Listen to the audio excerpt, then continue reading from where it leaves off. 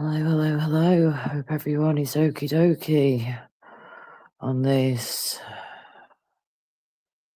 What day is it? Sorry. Coming live to you from a Saturday evening. Yes. Sorry, one's a bit muddled at the moment, we'll say. Let's put it that way. Hello, Lib, how you doing, mate? Hello, Miss Emma, if you're still there. Hey, Heister, mate. You alright? Hi, everybody. Thanks for your time. Right, I will go on camera. I will need to kind of explain something. If we can get some people on the panel so I don't have to keep repeating myself all the time, because I don't know if my body can handle this right now, and my throat as well, after all it's gone through recently. But I will explain everything to you very soon, okay? Try not to be too shocked by my appearance. I'm not looking the greatest anyway. I know I say this a lot, but it will all make sense when I explain soon. But I do have something on my neck at the minute, like a big dressing, but I will explain everything. So you can't see anything, everything's covered up, and hopefully this dressing won't fucking leak. If it does, I will have to just clean myself up and put a new dressing on. But yeah, hello Matthew, how you doing? Right. If we can get somebody on the panel, that'll be fantastic. It has been about 6-7 weeks now, I think it's been, since the last of the live stream. So it would be nice if we could get some people, nice people on the panel if possible, please. Thank you very much. Right, here we go. Let me just relight my fire, sorry. Hope everyone's having a better time than I've been having. I was supposed to be having a holiday, and it's let's put it this way: when you'll hear exactly what happened soon, but it did not turn into any holiday whatsoever. The complete opposite. In fact, I am gutted, but I cannot let it get me down, or I will have a fucking breakdown after everything that's happened recently. So I've got to keep the positive vibes flowing, even though right now your girl's going through a real rough time, probably one of the worst times I've ever gone through. But we got to keep fighting on. We got to be positive. We got to be strong. Shit happens in life sometimes, and we got to keep smiling and battling through the shit and get ourselves as well as we can as soon as we can. Right. Here we go. I've got my new phone now, so hopefully it's going to be better quality too. Yep. Right. Hello. Sorry, guys. Sorry to look like this. Okay, 1 minute. That's going to do my head in. Hang on. How do I change that? 1 minute. Right. Camera layouts. How do we do this now? Just don't want the circle thingy. 1 minute. No, I don't want that. Hang on a sec. Just trying to work these settings out a second. Hang on. Everything's now changed again. Now I've got this new phone. Okay. Just don't want that circle thing. It's going to do my nothing, that. Layout, is it not like flipping? Give me an option to like change that or anything. Hang on.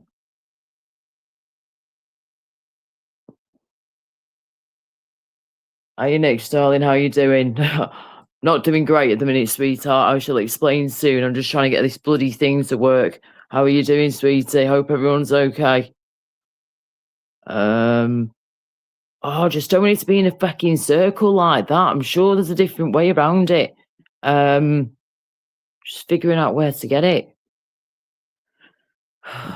No layouts. Right, that doesn't change anything, does it? No. Yes, no, maybe so. Or whatever. I might just have to fucking deal with this. It's going to do my head in. Hiya, November, darling. How you doing? I'm sorry to hear you've been, I'm gone. Sorry to read.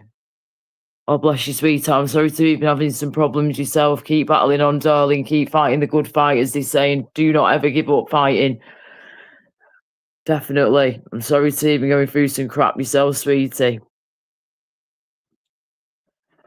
Oh, mate, I've been having problems with the spanners big time. I don't know what's been going on. People's spanners have been randomly disappearing. Yes, I've had to remove a few the other week. We're going back over a month or so ago now. But apart from that, just random ones been disappearing. I need to resort out the spanner situation when I can, the moderator situation, because I do need to reorganise things because it's getting a bit chaotic. We did have what's it called, dude, or a few rogue mods the other week, you see. So we've had to try and work out who that is as well. So yes. Anyway, hello, beautiful darling. Oh, thank you, sweetheart. Sending you lots of love and hugs back, sweetie pie.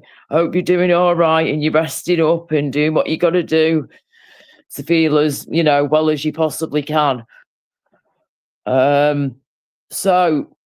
If anybody can come on the panel, that would be fantastic. Thank you very much. Hello, Rudy. How you doing? I know, Nix. I know you can behave yourself, sweetheart, with all this Spanish shit, all the moderator stuff. I know for 100% fact I can trust you, not a bloody problem. It's a couple of other people who've shown the true colours recently by the looks of things. So, not been impressed. If you're going to take the piss out of being a moderator on here, then you are just going to get booted and you'll just have your spanner removed. Simple as that. That's how it works around here. People don't like it. You can lump it, as they say. Right, let me just readjust here. Hang on, guys. Let me just get myself a bit more comfortable here. I now don't have a flip phone, you see, which the annoying thing with that is that I can't bend my phone like I was doing before. If I bend this one, it will break. So it's trying to find a position at the moment that is comfortable for me, but it's also comfortable for my phone, and you can hear me and see me fine, and I'm not going to sound all muffled. Is the quality any better by any chance? It better bloody had be. It will be even better, I think, when it's the other way around the camera, but this has got some amazing flipping cameras on it. I know, Nick takes the piss, doesn't it? Oh, bless you, November. Oh, sweetheart, but if you need to sleep and rest, you do what you got to do. You've had surgery, you know what I mean? And that's what has happened to me, which I'll be explaining in a minute. I've had an emergency surgery done literally a few days ago. Well, yeah, within the last week or something, if that a matter of days ago. I'm sorry to hear you've been rung ragged though, darling. But I know you've got your mum to look after. I understand that, sweetheart. But, you've got to look after you as well, because without you, what are you going to do then? You need you and your mum needs you at the minute. So when you can, when possible, please try your best. Take your breaks. Take it easy when you can and sleep when you can as well. Yeah, because remember, when you're sleeping, you're healing. Yes, thank you, Nix. Exactly, sweetheart. Exactamundo. Exactly. So, I was supposed to be in Cornwall last week. I was so excited about my holiday, Emmy. You have no idea. I was buzzing, mate, that I was like, finally, after nearly 10 years, yeah, I get to get the hell out of here and just go for 1 week with my best friend Matt to Cornwall. Now, this has been planned for a few months, for a while now. It all got booked and paid for. I saved the money up, put the money aside, paid it off in a couple of chunks, and, I was really proud of myself. So I was like, right, let's do this. I went and got my hair done the other week. He won't think it right now, but the other week I got my hair done. And, I was prepared to go and do this. And I packed everything together. Me and Matt obviously booked the tickets and whatnot for the train, and he basically stayed overnight here the night before we were going, and then stayed overnight here on the Tuesday evening night, and then Wednesday late morning got to the train station here locally, and basically got on our way. And then what has happened? Hello, Charlotte, darling. Oh, bless you, sweetie. Thank you. Hope you're okay. So I was supposed to be in Cornwall having this holiday, right? And it's been booked for the past few months, if not longer. And I was super excited. And I was going with my best friend, Matt. And this place is beautiful, stunning, so idyllic, middle of nowhere, in a little tiny village, in a little gorgeous tiny country cottage, literally middle of nowhere. You just got surrounded by a cornfields, the pub across the way. You can see the sea in the distance, and you can see the little church, and there's like a corner shop, and that is it. That is literally it. So it's, a beautiful place. So it was all booked, ready to go, and we were off. And before I carry on speaking, is anybody going to come and join me on panel? Because I do not know if I can keep repeating myself all night long. I won't be here all night long anyway. I don't have the strength right now. Yes, please be kind to yourself, mate, as much as you can when you can. Yeah. It knackers you out, mate, especially if you've had surgery like we've been having recently. It can take months to recover from surgery, darling, not just days or a few weeks. It can take months, sometimes longer, depending on what you've had done, your surgeries you've had done, and how long your body takes to recover, plus any other ailments that might be in the way that makes your body weaker or your immune system weaker, for example, meaning it can take you longer to heal. Do you know what I mean? The link is there. So,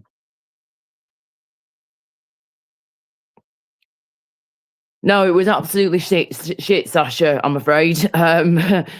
Just in the middle of explaining what happened. So I was supposed to be on holiday with my best mate, Matt, and it's gone from shit to emergency shit like that. Just in the middle of explaining now, Mucker, don't mind me. I'm just trying to get it out of the way here, but I know people are going to be coming in and out going, what's happened? What's that in your face? I'm just trying to get it out. But this is why I'm saying, if people want to come on the panel, please do so and keep me company, because I could really do with it right now.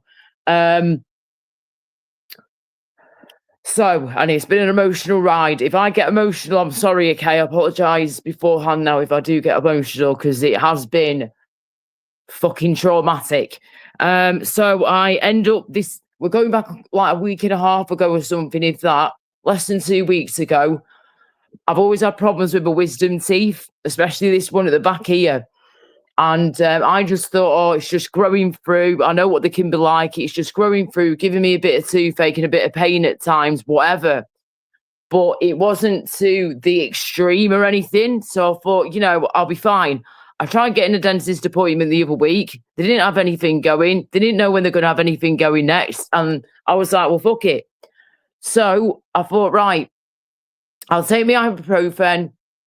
I've got my mouthwash and all that jazz. If I need to do a salt wash or something, I could do that. I'll buy some Bonjela or something. I'll be fine. And that's how I just left it and just thought it would be. And then when we're on the train going down there, it was one of them proper hot days, like heat wave weather. And it was a scorch of a journey. And I remember the train lines were delayed because of all the heat. And then someone tried flipping themselves on the train line, another delay. Then we had fucking cattle on the train line, another delay. And then something happened to one of the flipping trains itself. No, sorry, what's it called? One of the train gates or something. All these different problems were happening. They're like boom, boom, boom, one after the other. So it was taking us forever to get there. But eventually we get there. We had to flipping get off at Plymouth and do a fucking detour because they weren't doing any more train services on the line that we needed at the time. So finally we get to Cornwall. Me and Matt arrive in Cornwall on Wednesday evening, a bit later than planned, but we got there eventually, just before it's getting dark. It was probably around about 8 o'clock-ish or something. Yes, hot 8-ish, something like that. Just gradually getting darker in the night sky, and the evening sky, I should say. So we get a taxi, finally find one that can take us where we want to go, into the middle of nowhere, to this little country cottage. So that's what we did.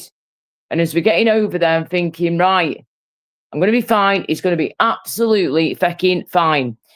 So we get our stuff in, we arrive, we get our stuff in. Like, finally, we're here, we look around. It's absolutely beautiful where we're staying. We're happy as Larry. We just sat there chilling for the evening for a few hours together. We'd had a long journey. We were knackered, whatever. So it was all doing good, everything was fine. However, mm, however, I just I don't know what it was, but you know when you get one of them gut feelings, yeah, that it just tells you, hang on a second, something's not quite right here. I just have a feeling that some shit's gonna go down. I'm not sure what, but something's gonna happen here. I just fucking know it. Fast forward a few hours later, we're sat up chatting till about 2 o'clock-ish, 3-ish in the morning. Finally get to bed about 3-ish, something like that. I'm like, right. And Matt knew that my mouth was feeling worse, but I was just trying to fight through it, take my medication for it, mouthwash, whatever, salt washes, just, try and just deal with it and ignore it as best as I can. I'm used to pain, but I was not expecting what was going to happen next. So finally, we try and get some sleep. Matt's able to fall asleep for a few hours, bless him, and I'm glad that he did get some sleep because, boy, he was going to need it that day. So I'm trying to sleep, tossing and turning the whole time, not sleeping, and my mouth is getting worse and worse and worse. I'm doing what I can from the cottage we're staying at. She had pepper, but she didn't have like a fucking salt grinder thingy. Just like these 2 little tiny sachets of salt. I'm like, oh my gosh, that's barely anything. And I'm like, what do I do? Bonjela, try the Bonjela, the Oragel again. I was just doing anything I could to try and get this to leave me alone. Well, fast forward to 8 o'clock in the morning the following day. Hello, my Kardashian darling. How are you? Yes, Nick's darling, sweetheart. Gut instincts all the fucking way, girl. And I'm telling you what, the older I'm getting, the stronger it's getting that. My body just knows. My body, mind, and soul just knows when something's about to go down and something's going to happen or go very badly wrong. But I just didn't know exactly what that was going to be until a few hours later. So like I said, we fast forward to 8 o'clock the following morning. Yeah, a few hours later, he's managed to get a few hours sleep, my best mate, Matt. I've had absolutely no sleep whatsoever. And by this point, I am freaking the heck out because I take one look I'm like feeling my face like, okay, why is that going up here? Why is that rock hard? And I'm like, why the fuck when I'm sleeping is it like that? I couldn't speak properly. I look in, oh my God. I'd say, right, Matt sees me get up. I had the bedroom door open. I'm sleeping downstairs, in this double room. And he was in the front room at the time. And he's just about to walk back in the front room and he hears me. And he's like, Laura, I just took one look at him and he was like, oh my God. And Matt is a big man, yeah. He's a big, big, strong man. He's 6'8" tall and he's massive. And I'm only a little 5'2", me, skinny as anything again now because of all this shit. Lost more weight yet again. So we're back to square one with the weight gain, aren't we? But never fucking mind. So in the end, he took one look at me, saw the state of me. I collapsed into his arms and he just was like, oh my God, Laura. And he just sat me down and he was like, right, look at me. Look straight into my eyes and look directly at me. I need to see you straight on. I looked at him. I look like the fucking elephant man, mate. Elephant man. Oh my God, horrific. What had happened, he said, open your mouth, Laura. I opened my mouth and all my tongue, my mouth and my throat had all swollen up like 5 to 10 times of the size that it should have fucking been. And my face had blown up like a fucking balloon. Hello, JPM sweetheart, how you doing? Just explaining what's happened here, my so-called holiday to Cornwall, which did not turn out to be a holiday at all. Excuse the state, I hope you're doing good, sweetie pie. Yeah, I feel that one, sweetheart, with not having sleep. I've not been sleeping for days until recently. I went through three and a half nights without sleeping, and you feel like you're not even here. It's like an out of body experience. Sometimes it really is. Well, Miss Emma, this is where it got interesting because we had it gets worse. Matt calls 999 after seeing the state of me and my body language, how I'm acting. He can see I'm just swelling up more and more. And because my tongue was swelling and my throat was swelling, he knew this is a bad situation. Just hang on. We've got somebody in the back here. I'm not sure who the hell this is or if it's a troll, but just bear with me a second, please, guys. Just hang on. I need a flipping banner. How do I do this now on this phone? With this new phone. Oh, my word. Right, okay, hang on. Logo, no. Oh, sugar, sorry. Right, cool. So it is an overlay I need, yes. Okay, cool, nice one. So, let me see if this will work. Okay. Hello? Hello? You live on my panel? Nick, or whatever your name is? Hello? Anybody there? Can you hear me? Hang on. Hello? Well, you've muted yourself, so I can't speak to you. You're going to mute yourself, love. Okay, then. Yeah. Wonder who that could have been. Oh, it's a bit dodgy. Oh, no, that was a troll, that. Just seen the private chat. Yeah, thought so. Right, anyway. Carry on. Hello, Paul, sweetie pie. How you doing?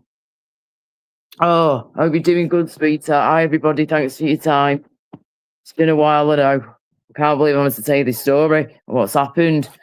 So we call 999 and basically Matt rings them up and explains everything. He said, I'm really scared now. She's not in a good way. The tongue's swollen up like at least five times the size it should be. So is the throat, so is the neck.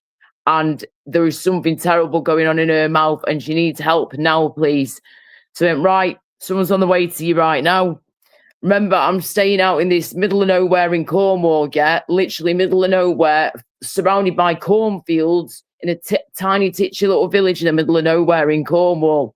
So they did so well to get to me so fast, and how they flew down them flipping country roads without killing their suspension. It froze my head, man. It really does. Hello, Sophie. How you doing? Sophie, unfortunately, you don't want to have seen it. I think I would have terrified you all for life and scarred you all for life if you'd seen it. I don't want people to see me like that, to be honest with you, Sophie. It's bad enough you see me like this and there's still swelling and infection at the moment, hence why this is here. I'll get to soon. Hello, everybody. Welcome.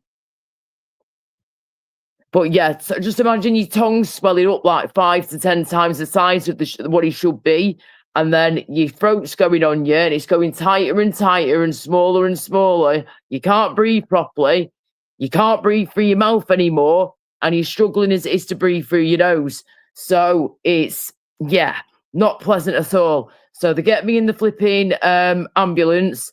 Sorry, they checked me over first. First responders there. Within a few minutes of that, within 5 minutes, saying Maxie's there. Then about 3-4 minutes later, he said, "Don't worry, love. The big boys are coming. They're right behind me, darling. They're right behind me. They're on the way. They're coming right for you now. Don't you worry." And he was just trying to like make me laugh, bless him and stuff, and whatever. So we get in there, blah blah blah. Pick me up. They took one look at me, like, right, yeah, get in there now. Got me in there and they said, just so you know, in Cornwall, we don't mess about. We live in a very long part of the country. It goes on forever and we need to get you to the hospital. Quick time, love. So hold on to your hats. Off we go. I'm like, fucky, come on, love. And that was it. So, yeah, we ended up getting them blues and twos on and we were out of there. And normally it would take the average person who lives in Cornwall or, someone having a holiday down there or whatever, from where I was staying to where we had to get to at that main hospital in Cornwall, normally it'd take you at least an hour and 20 minutes to an hour and a half. It took them 40 minutes, mate. 40 minutes. We were flying. UK Medic would be proud. He was only a young lad too. They both did great. Finally, we get to the hospital. They get me in as an emergency and this is when it goes from sort of bad to worse, because I thought in my head, me and Matt both did, is that, right, Matt will contact mum and dad and let them know the situation, that I've got an ambulance, I've come here, I'm at the hospital, and I'm having emergency surgery done. All we knew at the time is that I had some sort of infection going on in my mouth, but we didn't know exactly what was going on until they got in there. So they said to me, made it out to me and Matt, right, we'll do the surgery, we put you to sleep, we do the surgery, we wake you up, we let you recover for a day, and then we'll let you go home and enjoy the rest of your holiday. That sounds good to me. Let's do that. Thank you very much. So that's what I thought. Fast forward nearly 3 days later, I am being woken up from being put into sedation for nearly 3 days straight. Hello there, welcome. The infection in my mouth was that bad and had started to spread around my body. It's actually started to go down like my chest here on my décolletage. It was obviously all in my mouth, all in my throat, all in my tongue, going down my neck and all that jazz. But it also started to go onto my chest. I had a massive patch of redness here. So just imagine this. You think you're going in for emergency surgery, which, yes, I did. However, I did not think for a split second, none of them did, that I was going to fucking be put to sleep for 3 days straight, or just under 3 days, just shy of 3 days, because they said to me, Laura, the infection was that bad that if you had been awake, that would have been the end of you. You would not have survived that. That would have killed you. I was like, what the fuck? Are you having a fucking giraffe? What the hell? Scotsy, fuck off. It's me pain relief. Grow up. Anyway, so what had happened? The infection had come from my wisdom tooth. My wisdom tooth was not growing correctly at all. I did wonder why it felt a bit different to the others that had come through in the past. This one had grown, instead of it growing like that, it had grown like that. So it's basically an impacted wisdom tooth, right? So an impacted wisdom tooth, they can be very painful as it is. However, what it was doing, it was then pushing against my next molar, my next tooth next to the wisdom tooth, and that had an abscess underneath it, and that wisdom tooth, the impacted wisdom tooth, was fucking pushing into that next tooth and basically moving the infection around the garbage. As gross as this sounds, I am sorry, guys. Prepare yourself as a warning right now. Trigger warning approaching, incoming in 3, 2, 1, 0. I was literally swallowing the infection constantly for the past 2 weeks, or just under, without even realizing. How fucking disgusting is that? Absolutely fucking horrific. 1 minute. Oh my God, Miss Emma, that is absolutely, it's hell. It's amazing how a dodgy wisdom tooth, impacted wisdom tooth, can cause you all these problems. Yes, I've had some issues with them before over the years, yeah? Just, with them being a pain in the arse and just being painful, growing through, whatever. But never like this. This is a first for me. Yeah, I've got illnesses, I've had them for years, many different ones. But I'm telling you what, I've never been told before that I've had to fight for my fucking life, and that if they had not sedated me for nearly 3 days straight, I would have fucking died. That would have killed me. It would have killed me right off. My body at the minute would be too weak to be able to fight that being awake. So they've had to knock me clean out for nearly 3 days straight, so my body has a chance to fight and fight as hard as it can. And they said, because of my age, because I'm 40, youngish still, age has been on my side as well with this one. Thank goodness I've got a positive frame of mind as well, and that I'm pretty strong-minded. Yeah, I can be a little emotional cupcake at times. That's just the way it is when you're me. But end of the day, it's only because I care. And, sometimes I care too much and care for the wrong people most of the time, it seems. But, What doesn't kill you makes you stronger, as they say. My parents, oh my God, Emma, they ended up coming down, didn't they? That's what I was going to say next. They ended up coming down. They drove all the way from the East Midlands, yeah, all the way down to Cornwall. 5-6 hour journey. My dad was flooring it, mate. He was getting down there as fast as he could. Hi, everybody, welcome.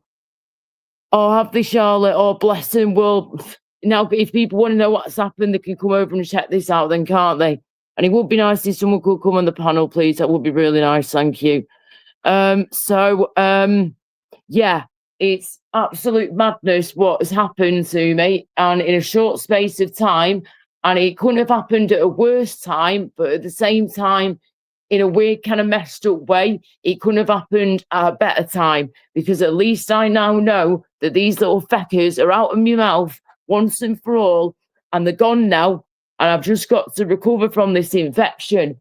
However, this is not like just having, you know, a cold or a flu and after a few days or a week you'll be all right. They said, Laura, you've gone through something very traumatic which you were not expecting at all. You're supposed to be here on holiday and you've ended up spending all of your holiday in the hospital recovering, fighting for your life. I'm like, this is just absolutely batshit crazy, mate. Hello, everybody. 2 seconds. Sorry, just catching up with the chat.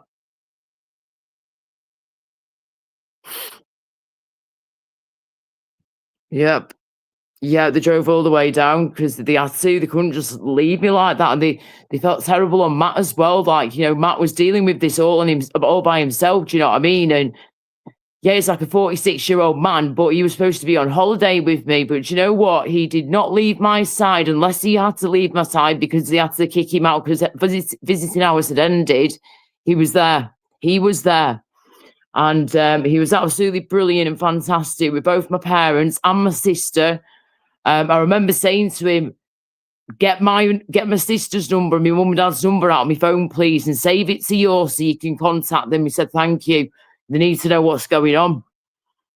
Bless you, I'll never conform. Exactly, mate. This is what can happen. Exactly.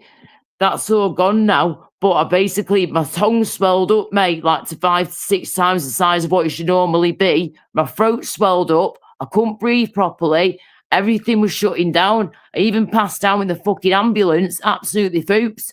Because everything just hit me in one go. And the paramedic said, bless her, she's done in it at the minute. She's fighting. She's fighting right now. And they just kept saying to me when they woke me up, Laura, it was a close one.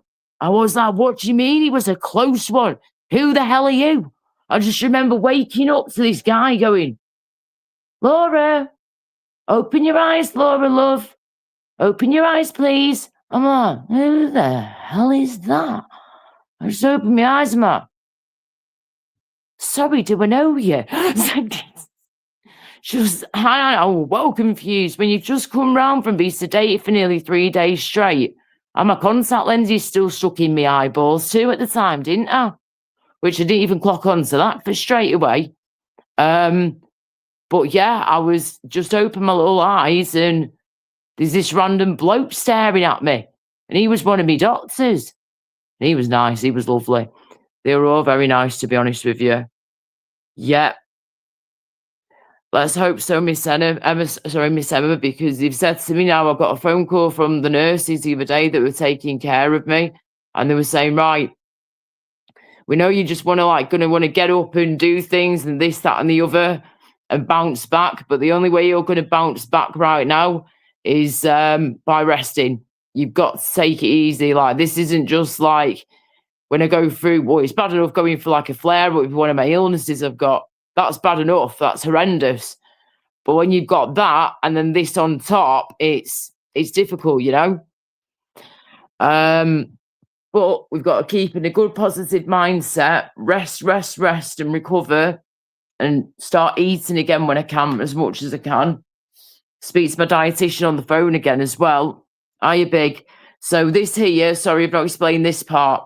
When they did the surgery, they had to, there was a hell of a lot of infection going on in there from that impacted wisdom tooth and the abscess that was spreading the infection around my mouth. hence why I blew up like a balloon and my tongue swelled, throat swelled, whatever. So what they had to do, they've basically gone and got a scalpel and gone 1, 2, 3. So yeah, it's like a drain basically. Yeah. So this, because the infection was obviously all in my mouth and my tongue and shit. So they've had to get in there and like clean it all out and remove the wisdom teeth and then puncture all the infection out with me basically and like drain it out. So they would have gone like boom, boom, boom, and then start draining. And I'm still getting used to all this, you see, because like you all know, well, most of you know, I'm a professionally trained singer, and that's normally my job when I'm not poorly, like I've been for the past few years. So, and that's what we're trying to build ourselves back up to, is go back to work on a part-time basis with my singing and modelling. So I was really concerned about this and how it's going to heal and how it's going to look at the end of the day, because I don't really have chin folds because I'm only small. I only weigh like 8 stone, just over 8 stone again now. So there ain't much to me at all at the minute, and I've really got to gain some weight. So I'm just a bit worried how this is going to look when it's healed properly. Yeah, of course, I can try bio oil and things like that, whatever. But I'm just, when you're singing and you're like, fuck, sorry, I can't even fucking open my mouth properly to sing at the minute. But say if I was opening my mouth, yeah, and like, you know, that part's emphasized here. I just really hope it doesn't freaking look dodgy. Do you know what I mean? Yes, exactly. I'll never conform. And what they did originally, it was hanging. They had when I woke up from being sedated for the nearly 3 days straight, they ended up putting this bag on me to like drain the stuff coming out of me still, the infection. Oh, it was disgusting. It felt hanging, stuck on my face. See, it was like this round circle thing here and this little bag that was attached. So anyone that could see me, my face, could just see it draining. And I was like, this is disgusting. People are going to take one look at me and want to run away. This is awful. So in the end, I had no choice but to have it on to begin with. But then that one fell off. So then I asked for another one. We got a new one glued on that lasted literally a few hours, if that, and then that fell off. But because I've been full of a horrible infection, like, you know, sepsis type shit, my temperature's been up and down like a yo-yo, as you can imagine at times. So I've been dead clammy. Do you know what I mean? But they use this glue to try and stick it on your skin. But because I've been getting clammy skin and shit and getting a fever at times, they just start dropping off. The glue don't stick. So I said, listen, yeah, I've got some dignity still left within my heart and soul, love. So can we please figure out a different way to keep it, you know, all intact without it falling apart and dripping everywhere, please? Come on now. I might not be from Cornwall, but I do have some self-respect in some way. So in the end, I managed to get it all cleaned down, and my surgeon's assistants came over and checked on me to see how I was doing. They wanted me to stay for like another day or two. I was like, no. I've been in here now for 6 days straight, yeah? And I was supposed to be on holiday. Guess what? Holiday ends tomorrow, and I've been in here the whole time. So I ain't staying here no more. If I have to walk out the building and flipping discharge myself here and just take the paperwork and go in the medication alongside of it, I will, because I need to go home. So do my parents, and so does my best friend. So please get it sorted. I need to leave today. Well, I don't take no nonsense, me. When I'm in hospital, I'll put shit straight. I will put your foot down when you need to, guys, and stand up for yourself seriously, because you're the only one who can do that unless you've got someone there with you who can, of course. But there's only so much they can do. You're the patient at the end of the day, not them. So, what else? Sorry, hang on. Vomiting. Right. When I was in hospital, I didn't vomit. However, yesterday, I was vomiting all day, girl. Absolutely atrocious. You know, I get them flipping, what's it called, doodahs, nausea and vomiting attacks at times anyway. I think what has happened, because my body's gone through everything it's gone through, and it's been pumped with all these crazy drugs to keep me asleep for 3 days, and then give me all the antibiotics and everything else that I've needed inside me at the same time. It's just messed my stomach right up, mate. And on top of that, remember, I'm taking these antibiotics from home. So I've got amoxicillin. I don't normally talk about medications. When it comes to antibiotics, I think it's a bit different in this situation. It's an emergency situation. Amoxicillin 3 times a day, 1,500 milligram of those a day. And then I'm going to second. I always forget the name of this one.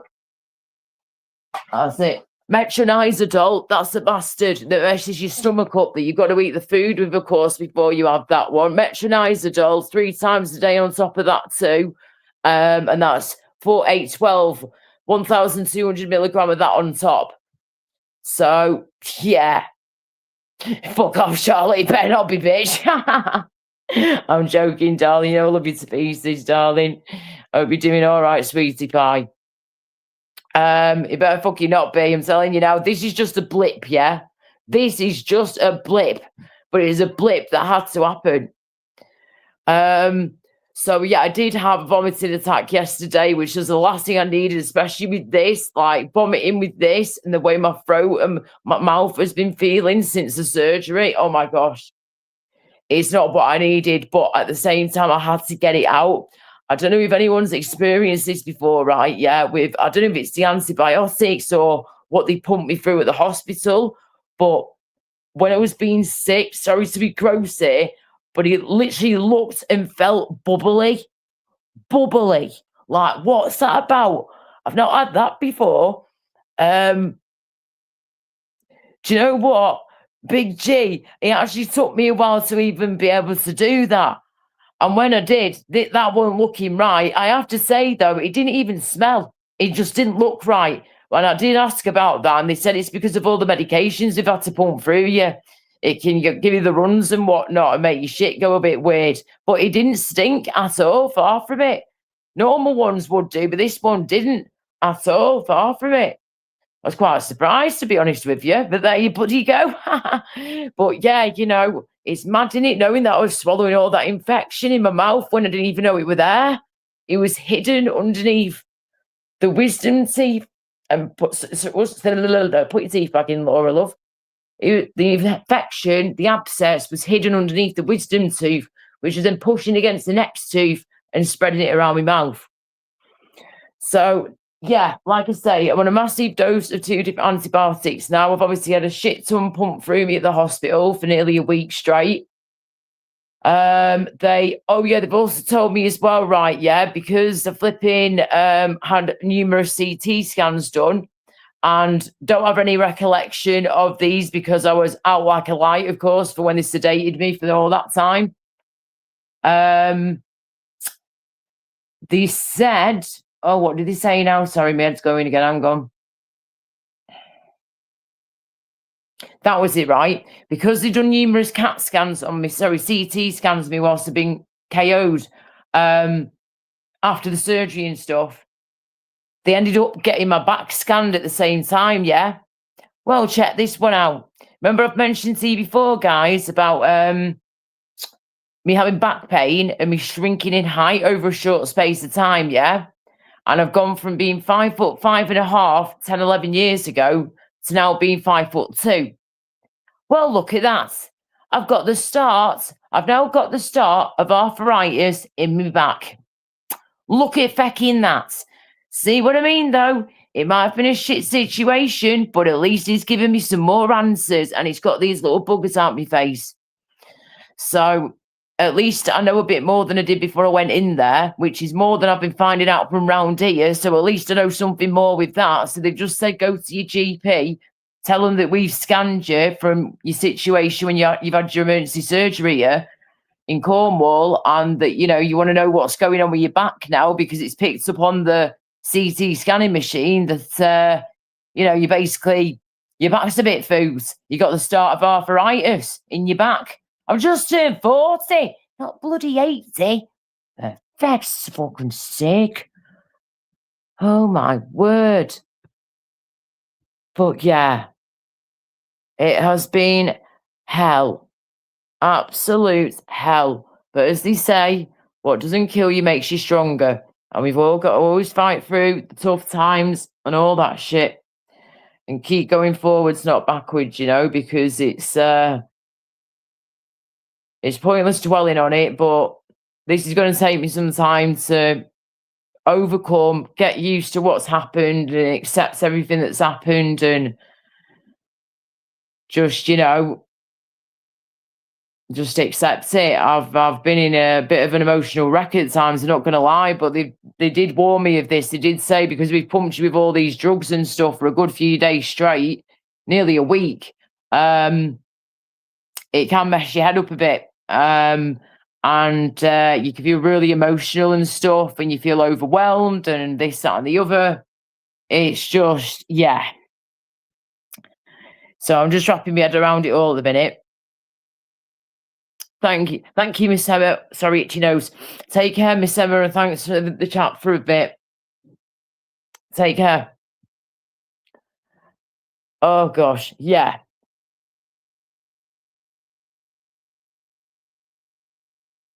I didn't smoke anything, Michael, until literally, what, in the last day or two? I haven't smoked anything for over a week. It's been like 9 days and I don't drink alcohol. So it's been like 9, 10 days anyway since I smoked anything. So there you go, bish, bash, bosh. Flavs, if you've been listening, then you'll hear that I'm not well. If you've not been listening, then rewind. As I've explained what's been going on. Hope you're doing all right. So yes, I'm not going to be silly with things like that, Michael. There's no way I could fucking smoke like that. I was in intensive care, mate. I was knocked out for nearly 3 days in a row. I ain't going to be smoking nothing. I couldn't even get up to go to the toilet on my own. Why the fuck would I want to go and smoke anything?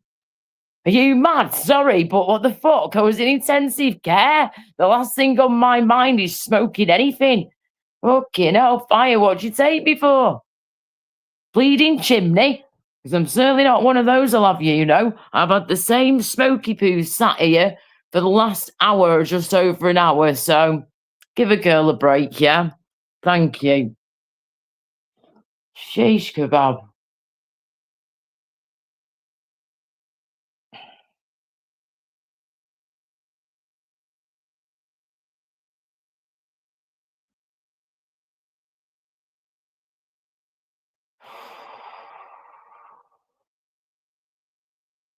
Yeah.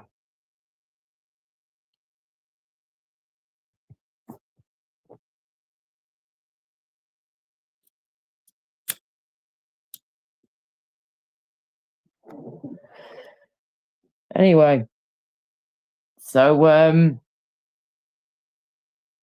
I found out that I've got a rest, like I say, take it easy. They told me that this is going to take, I said, how long are we talking resting? They said, you're talking probably at least like 3, 4 weeks or something. I was like, really? But they said that this is going to take at least 2 weeks to heal. At least 2 weeks to heal. Which is fine. You know, I understand it heals when it heals, you know. I just hope it's not noticeable. Do you know what I mean? Thank you, Sasha. And one big pony. Yeah. Oh, yeah. Yes, I will never conform. Exactly, mate. No more wisdom teeth. Like I said before, it's a shit situation, but good at the same time because at least they're out of my mouth now. It's now just the fight. They're doing the extra fighting part and recovering. The fight ain't over yet, mate. The fight ain't over yet, but I will always fight, always have, and I always will when I need to. We should always do so when we need to in life. No matter what situation it is you're going through at the time, always fight through it. Yeah, exactly.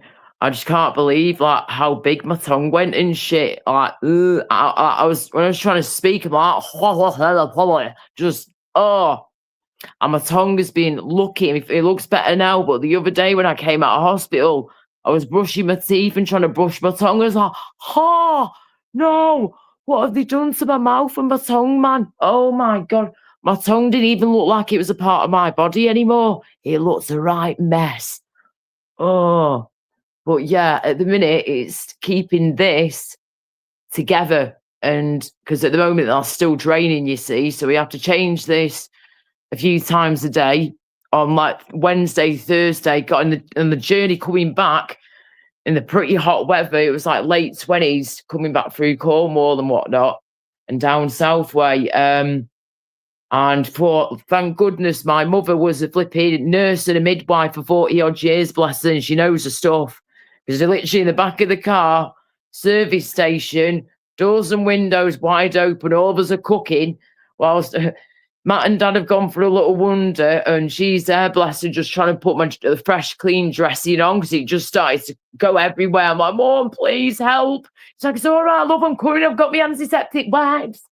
So she's there with her antiseptic aloe vera wipes and everything she needs to clean her hands with. And then she's got these sticky plaster things we were using at the time, which were actually pretty good. And then we ran out with those and we've been using these since. But I'm just glad I got that blinking bag off my face.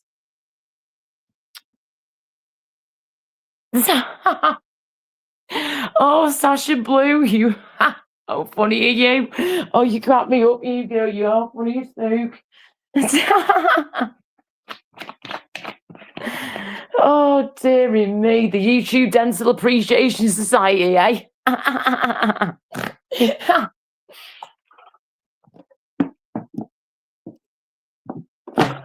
There's many members. There's many members.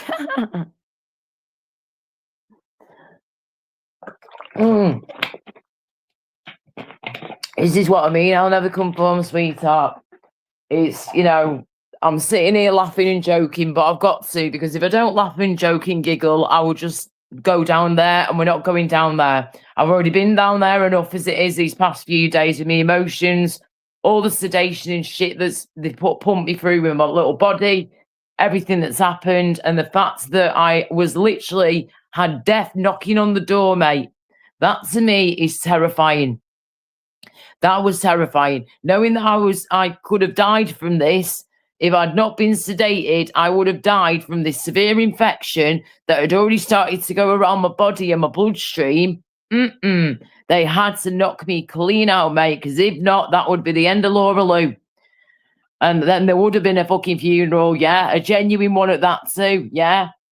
A genuine death on YouTube, another one, an actual, real, genuine death. And you would be getting real deal messages coming in from my real deal friends in real life as well as online. But yeah, it was a close call, mate. Too close. I've never ever had a death scare before, so never been in a life or death situation like that before.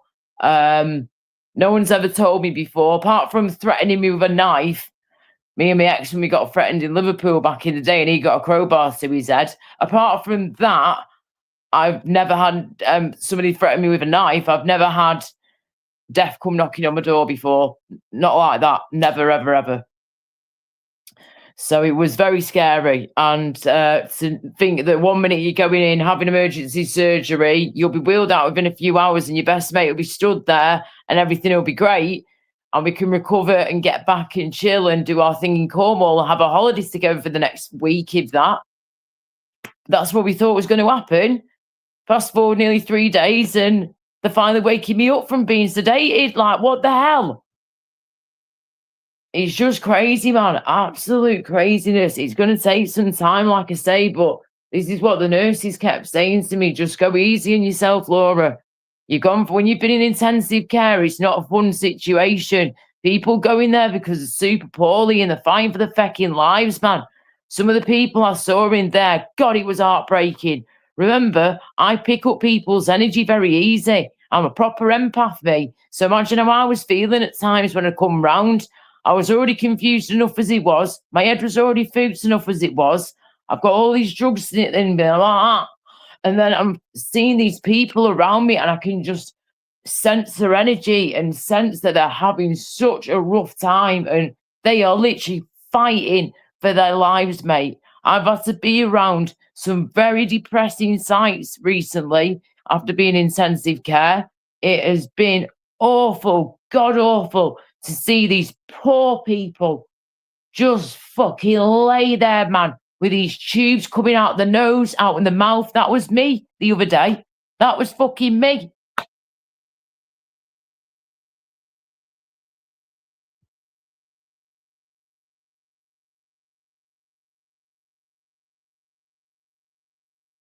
What do you mean you're going to do a detox from everything over the past month? Oh, right. Sorry. I was like, hey, I'm thinking, what? I don't even drink alcohol. What's he on about? Sorry. I totally misread that then. My head's fried. Sorry. Yeah, well, that's what I've been doing, mate. I've been doing the what's it called, dude? The hot salt water washes. I did one just before I came onto the live.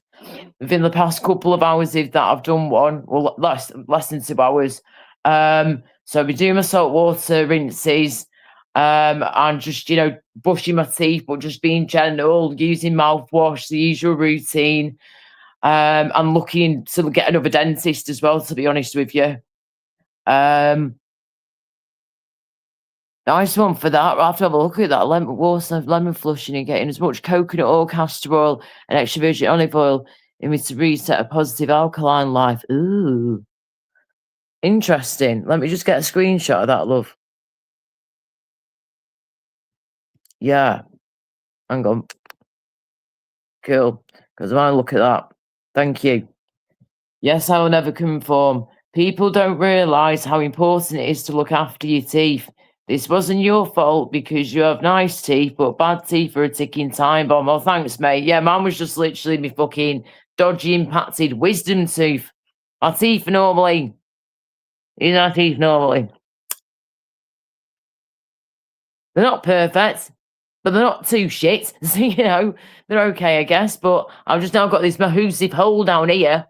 You probably obviously it's too dark in there, but fuck, don't open your mouth too wide, Laura.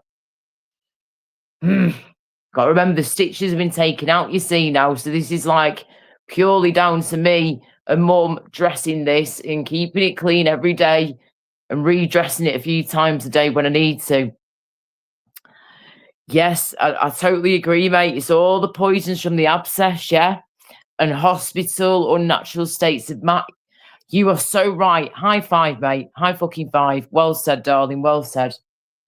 Correct. I need to reset myself big time anyway. But you're right, though. My body needs a good old reset and all that shit needs to get flushed out with me. The infection, the drugs they put my little body full through for the past nearly a week. It does so much on your body, mind, and soul when you're in intensive care like that for all that time, and then in hospital in general afterwards as well for a few days. It's like, what the hell is going on? You feel like you're in a living nightmare. It's like, is this really happening? Is this really true? Is this really happening to me? Like, nah, this can't be real. This cannot be real. I was convinced it was all a bad dream when I woke up, me.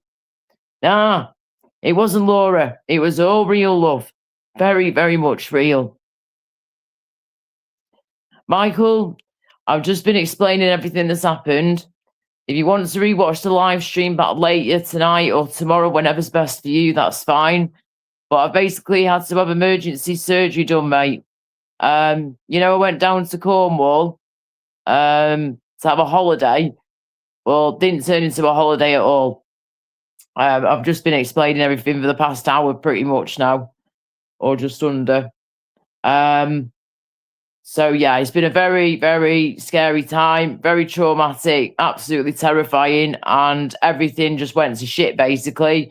I did not have a holiday at all, and I was basically spent the whole holiday in hospital.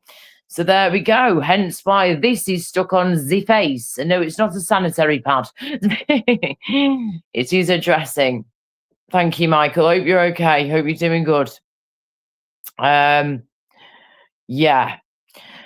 So, like I say, it's now the road to recovery, guys. So I've got to give myself at least 2 weeks for this to heal, at least 3 to 4 weeks of physical rest. Yeah, get up and stretch my legs and have a little wander around the house and, go up and down the stairs when I can. But at the minute, it's just sort of gradual baby steps. So I've been wriggling my toes and doing it now and moving my feet and all that good stuff and making sure I get up and push myself to just move around a bit, but I was a bit silly before because I thought, oh, my bin needs emptying in my room. I need to empty my bin. So I emptied it and I got a bin liner, and then before you know it, I put it in the outdoor bin and I came into the house to clean my hands, and my mum just saw me like Food's in the kitchen. Went, what have you been? What's the matter, Laura? What's going on? I just had to. I went, what have you done now? I just went to the bin. She went, what are you doing going to the bloody bin? I told you, I will sort it, or your dad. It's fine. Stop trying to move around and just go and sit down, will you? Lie down. But sorry, mother. But remember, my mum was a nurse and midwife for many years, 40 odd years. So she knows what she's talking about, and she knows how vital it is right now that I rest and that I get myself as recovered as soon as I can and get this weight back on me and start again with all that. So she knows the stuff. My mum saved lives the whole time throughout her career, as well as helped deliver lives into the world as well and stuff. So yeah, she knows the stuff, mother, when it comes to all that. Oh, God, yeah, they're terrible, aren't they, Charlotte? Them big fecking gnashers. Katie Price is a perfect example of horse teeth. She had perfectly fine teeth before. You know, I don't know what the whole shebang is here about these massive horse-looking teeth where the teeth are too big for the garbage. Do you know what I mean? If my teeth look that size, I look absolutely ridiculous. I'm only a small person, yeah? Tiny little hands over here, tiny little head. You know, careful, dear. I'm only ickle. I'm only tiny. You know, come on now. So my hands are the same size as my feet. I'm only ickle. And if I had big horse teeth like that, I'd look a right state. I'd never do that anyway. I'd never put myself through the torture of that.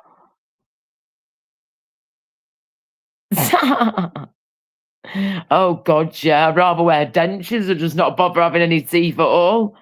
Just and wear that shit. And they have to, like, shave down your real flipping teeth and get them down to, like, sharp stubs, don't they?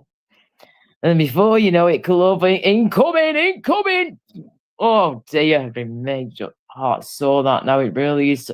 I'm not used to talking, but I spoke to a couple of mates before, so that was lovely. And I've done this live stream for an hour or so far. I've just been used to talking to my best mate at times on little voice messages or text now and again, and then just talking to mum and dad in bits and pieces. I've not been used to talking now for quite some time in a row to numerous people for like a good week and a half or something now. So yeah, it is knackering talking at the minute, guys. I look at absolute state. I'm feeling pretty food. But what I can do, right, yeah, I thought of this before. Right, Laura, what can you do to keep yourself entertained now whilst you're recovering? Because I do sometimes get frustrated with myself, you see, and I don't mind getting rest when I really need to, but I start getting bored and wound up and feel like I need to get up and start doing things and moving about again. Unless I'm like doing some work or something, I can zone into fine, like on my laptop, say, for example. But yeah, I need to think of ways to get comfy on here and to just, entertain myself. Now, I bought myself a new game the other week for a brilliant deal. Brand new sandbox simulation game, that's come out recently. Paralives. Take care, I'll never come for sweetheart. You are funny, mate. You take care, sweetheart, and I'll speak to you again soon, hopefully. What was I just saying then? Sorry, my head's completely gone. Yeah, that's it. Paralives. Paralives is a new simulation game they've brought out that is going to smash The Sims. Already smashing The Sims right out of the water, mate. 100%. Even The Sims 4. Hello, Sandra, sweetie pie. How are you?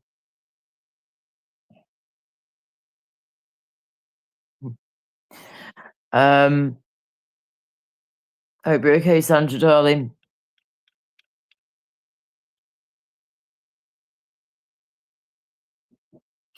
Yeah.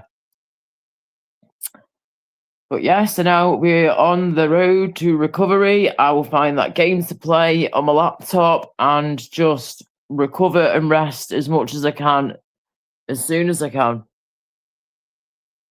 Are you being sorry? I've just clocked it, mate. I'm a bit behind with the times here, sweetheart. My brain is still recovering from that sedation from the other day. Sorry, love. Oh, yeah, yeah. Sorry, mate. My head's up my arse at the minute, darling. How's everybody doing? And Paul's still here. Yay, Mr. Porden. Hope you're okay, sweetie pie. Hope everyone's all right. Hope everyone's been having a better time than flipping me. I won't go into great details. I've just had to do that already, Sandra. But if you want to rewind when you get a chance to, and I'll explain everything then. I've just spent the last under an hour explaining basically. But the long and short of it is, I went to Cornwall for a holiday for a week with my best friend Matt. I was supposed to be there for a holiday, like I say. Never ended up getting a holiday. Ended up being in hospital as an emergency patient, having emergency surgery done, and was in a terrible way, fighting for my life, basically. I was in a life or death situation, Sandra love, which I was not expecting out at all. Oh, and plus I found out I've also got some problems with my back too, which I had a feeling I did. So at least I've got some answers though, which is great. And I'm now basically recovering and still fighting on really, but they had to put me into sedation after the surgery because the infection I had in my mouth was so bad and that was going in my mouth, my throat, my tongue, my neck, down my chest. It was that horrific that it was too dangerous to keep me awake.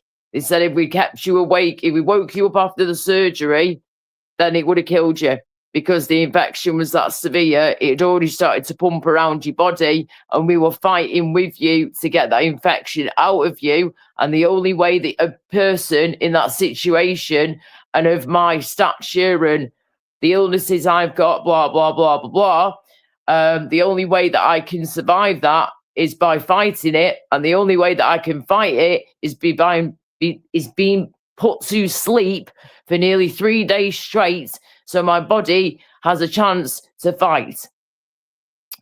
So that is why I was in intensive care, and that is why I've been in the situation I've been in, hence why this is stuck to me chin, or my chin/neck area. I've got 3 puncture wounds here, which are being used for draining. And hopefully that won't be too much of an annoying scar or anything, but it's weird seeing this at the minute in the mirror and cleaning it and stuff. My mum has been incredible. She used to be a nurse and midwife for 40 odd years, didn't she? Like I keep saying. So she knows her stuff. So I've been her patient and she's been my nurse basically since I've got home.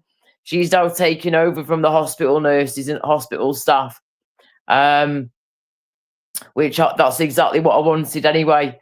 I'd rather have my mum look after me any day who has 40 odd years experience. Yes, please. Yes, yes, and yes. So it has literally been a life or death situation, Sandra and everybody. It really has been, which is shocking to me. I'm still accepting that. I'm still wrapping my head around it. It's just absolutely insane. I've never been in my life been in a situation like that ever before.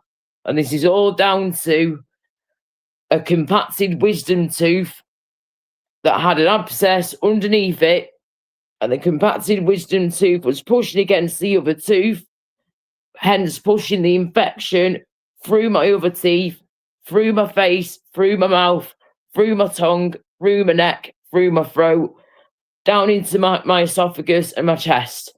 So I tell you what, though, just imagine what freaks me out, yeah? Imagine what would have happened to me, right, if I had not rang 999 well, Matt didn't ring 999 when he did on the Thursday morning at like 8 o'clock-ish in the morning. Oh my God. I've not thought of that one, have I?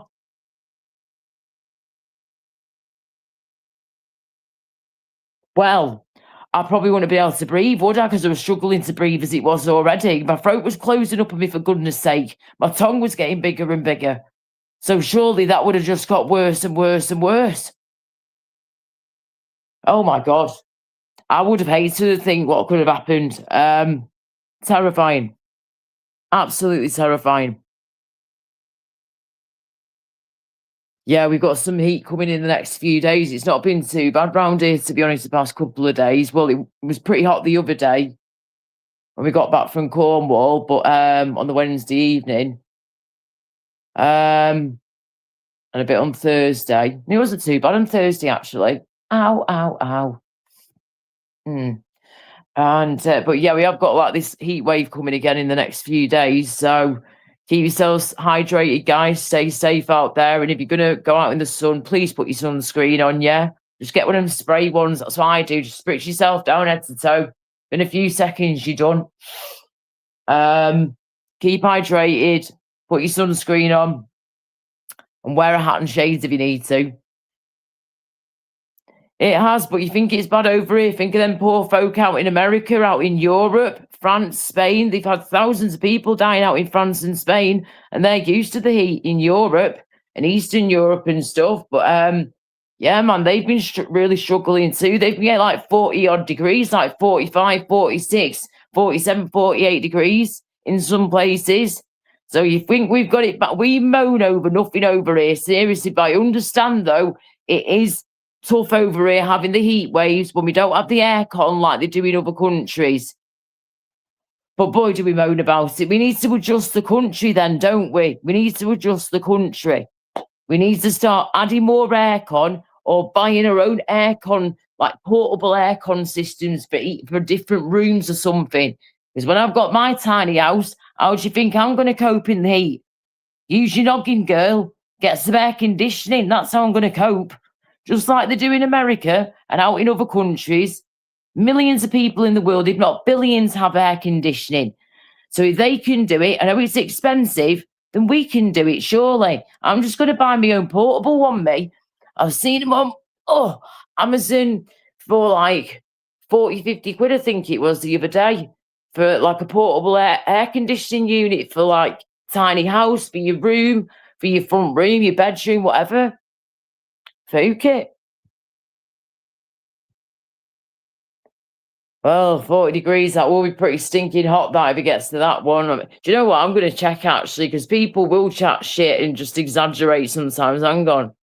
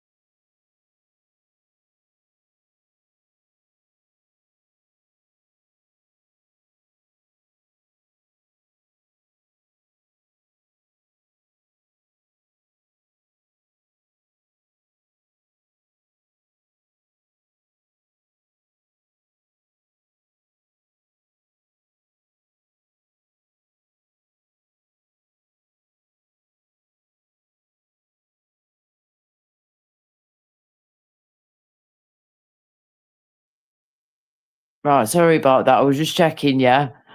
I've just been checking the weather, Michael, and everybody, for the next week or just over a week, yeah?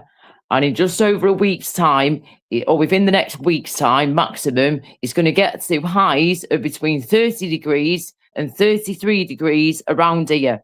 And Michael, no offense, mate, you're not that far away from me, are you? So if I'm going to be getting 33 degrees maximum, between 30 and 33 degrees within the next week, if that, then you'll be similar to me. You're only within like an hour, if that, in fact, more like half an hour drive from me, less than an hour. So, yeah, it's not going to be 40 degrees. So people need to stop with the saying, oh, it's going to be 40, it's going to be 45. No, that's in Europe, Eastern Europe, out in parts of America. But again, they're even struggling in Europe, but most of them learn how to keep cool over the years, or they have air conditioning units. Do you know what I mean?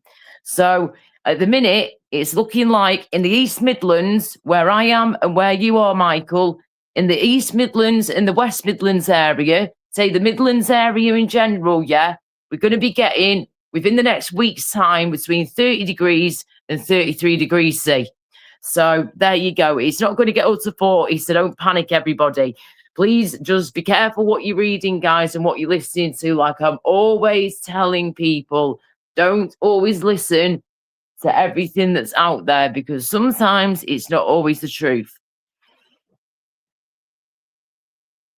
Nice one. Good. Nice one, Michael. That's what you need to be doing. Your sun cream, your hat, your water, get plenty of water down you. If you need to add some electrolytes into your water, or I get like myself, like a bottle of water and like a Lucozade Sport, for example, just to keep like my glucose levels up if I'm like going out and about somewhere in that heat.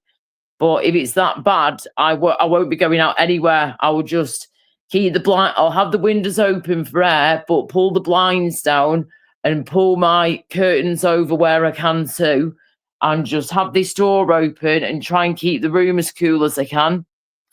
I know, typical, in it, flipping Charlotte, love. Typical British people moaning about the weather all the blinking fecking time. Hey, but I'm half Polish, mate. So I only half moan. Fuck. Sorry. I've got to stop trying to open my mouth so wide. I'm not used to speaking to people for long periods of time. Yes.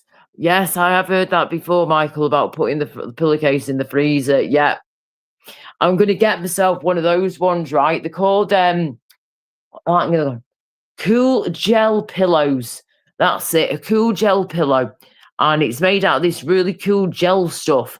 And you just basically put like a pillowcase over it, sleep on that at night. They're supposed to be proper comfy, and you can turn them over if you need to throughout the night as well. And the other side will be nice and cool, ready to go. But they're made out of a special cooling gel in this special pillow that's been made. And you just literally put on a pillowcase to it, and that's it. And this cooling gel will just keep you nice and cool throughout the night. Obviously, you get a lot of heat and lose a lot of heat from your head in your neck area. So that'll be ideal, that, to have a nice cooling pillow. You don't have to worry about sticking anything in the freezer, like your pillowcases or whatever. And, just do that.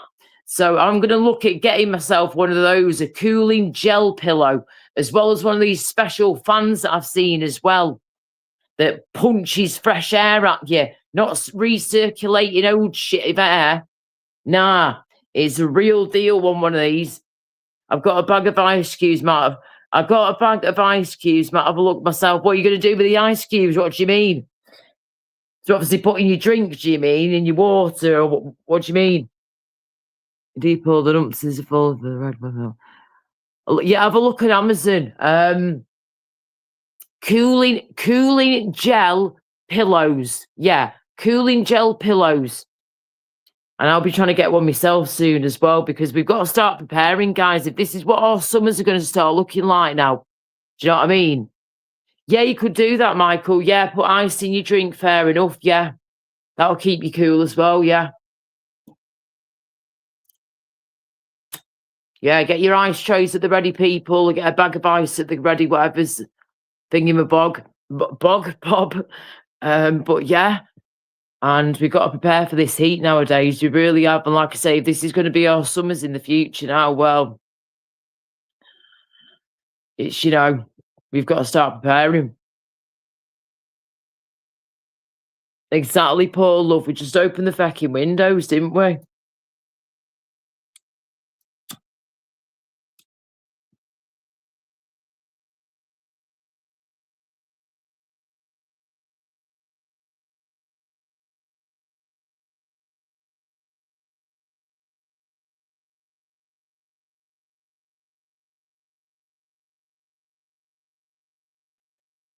Yep.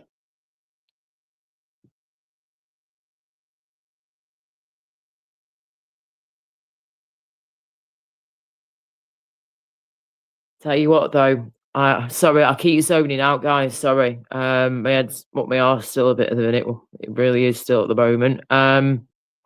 Just trying to be positive here, but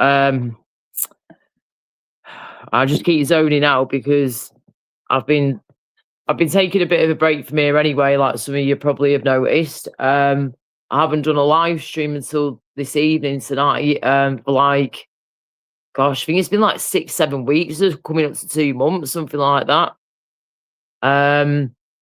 But I'll say this. I have been catching up with a few live streams recently that I haven't seen. We've obviously been in Cornwall and then having this emergency surgery done, blah de da, the past good week or so now. So I've not been on YouTube. My phone's not been working properly until I've got this new one sorted the other day. So yeah, I've been in no fit state really, to be honest with you, to be watching that type of shit when I'm trying to recover. But I'll say this. I will say this and leave it at that. I can't quite believe that some people are still either floated around on this platform after them saying that they're not going to come here anymore. And then some women out there really are giving themselves a terrible name. They really are. It is disgusting. Disgusting. Well, I'm finding out more and more about some of the women on here that do the most disgusting things ever, man. Just honestly, have some self-respect, will you? What is wrong with you? Just come on now. Where have the morals gone? Where's the self-respect gone? Where's the remorse? Just some of these women, they're not women to me at all. That's not a self-respecting woman. It is disgusting. Let's put it this way, right? If you're going to do sexual acts, and I've said this before about certain women who've done this countless times now, numerous times, this platform ain't OnlyFans, yeah? This is YouTube. And children and teenagers come in here sometimes. Well, they would have done until recently, of course, till that bloody ban comes in, like. But yeah, it's, point is that have some self-respect, have some courtesy for yourself and others, and think about who could see this back. I am sick to death of seeing and hearing about women doing sexual acts on a camera for others, for men or groups of men. It is disgusting. And that is, to me, that is not a true woman. That is not a lady at all. That's horrible. Hey, hello, SG. How you doing? How you doing? Oh, no, I'll never conform. It's terrible, isn't it, mate? Yeah, Charlotte, it's madness, isn't it, girl? Oh, thank you, sweetheart. Cheers, Charlotte, darling. Thank you, darling. Laura, you've been through it, don't be too hard on yourself. Just glad you're okay. Yeah. Well, it's just coming to terms with what's happened now and knowing that I've literally had to fight for my flipping life. It could have been the end of it. Some people were saying the other week to me, oh, Laura, you should have gone instead of Vega. Well, your wish nearly fucking came true. Even though I still don't think he's even not here anymore. I still think he's here. But yeah, just come on now. You wanted me to die? Well, I nearly fucking did. There you go. Your wish nearly came true to the dickheads who said that to me the other week. And you know who you are.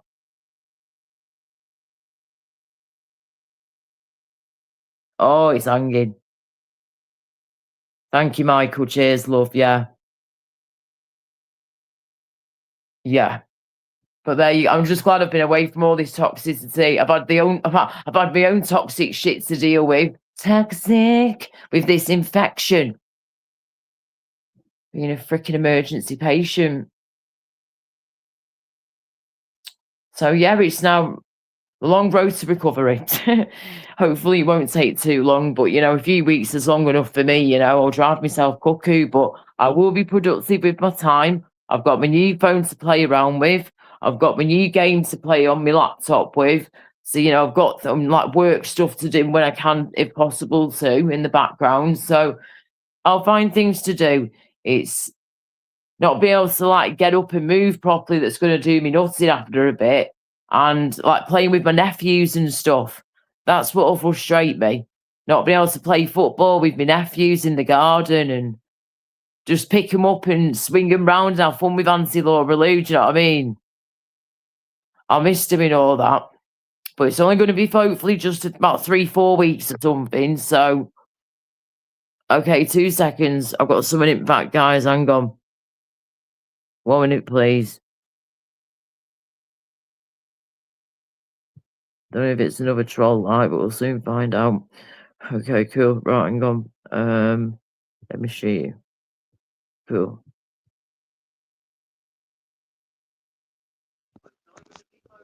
Hello? Hello?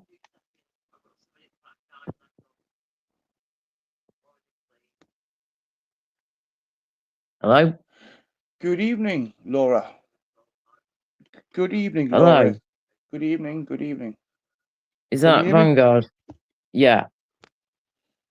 Laura, can you Yes. hear me? You okay? Yes, I can hear. Yes. Hello, Yes, Laura, I can can. you hear me? Yes, I can hear you. Can you hear Hello, me? Laura, can you hear me? Oh, for fuck's sake. Hello?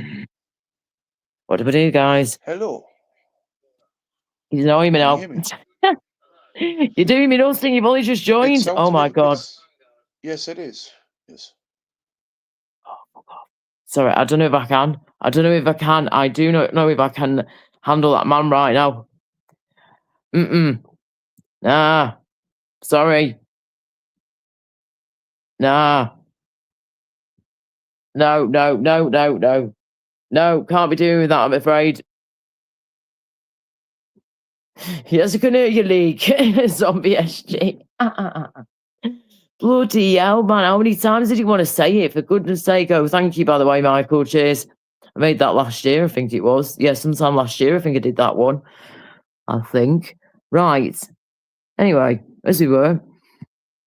Let me just get rid of this. I can find the blinking button.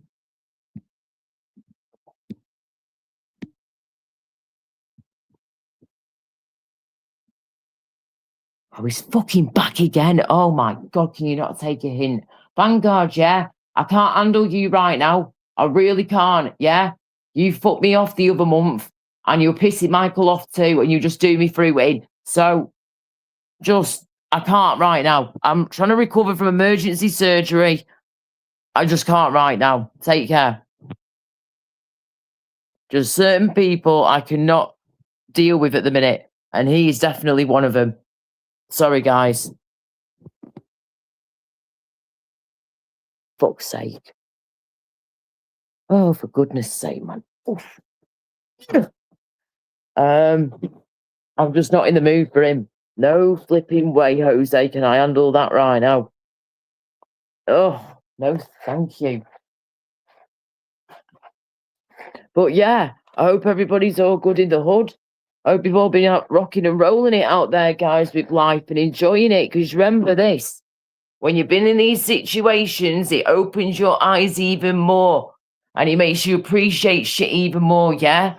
And all those people that sit there on the internet day in, day out with no ambition, no goals, no job, no motivation, no get up and go. They're the ones who sit there moaning and groaning about nothing. Well, try being in the situation that I've just been in. All those people that are in their intensive care right now fighting for their lives, and across the whole of the country and across the whole of the world, people will be fighting for their lives right now. And you've got to always appreciate that, appreciate life, and hug and love your nearest and dearest and tell them that you love them.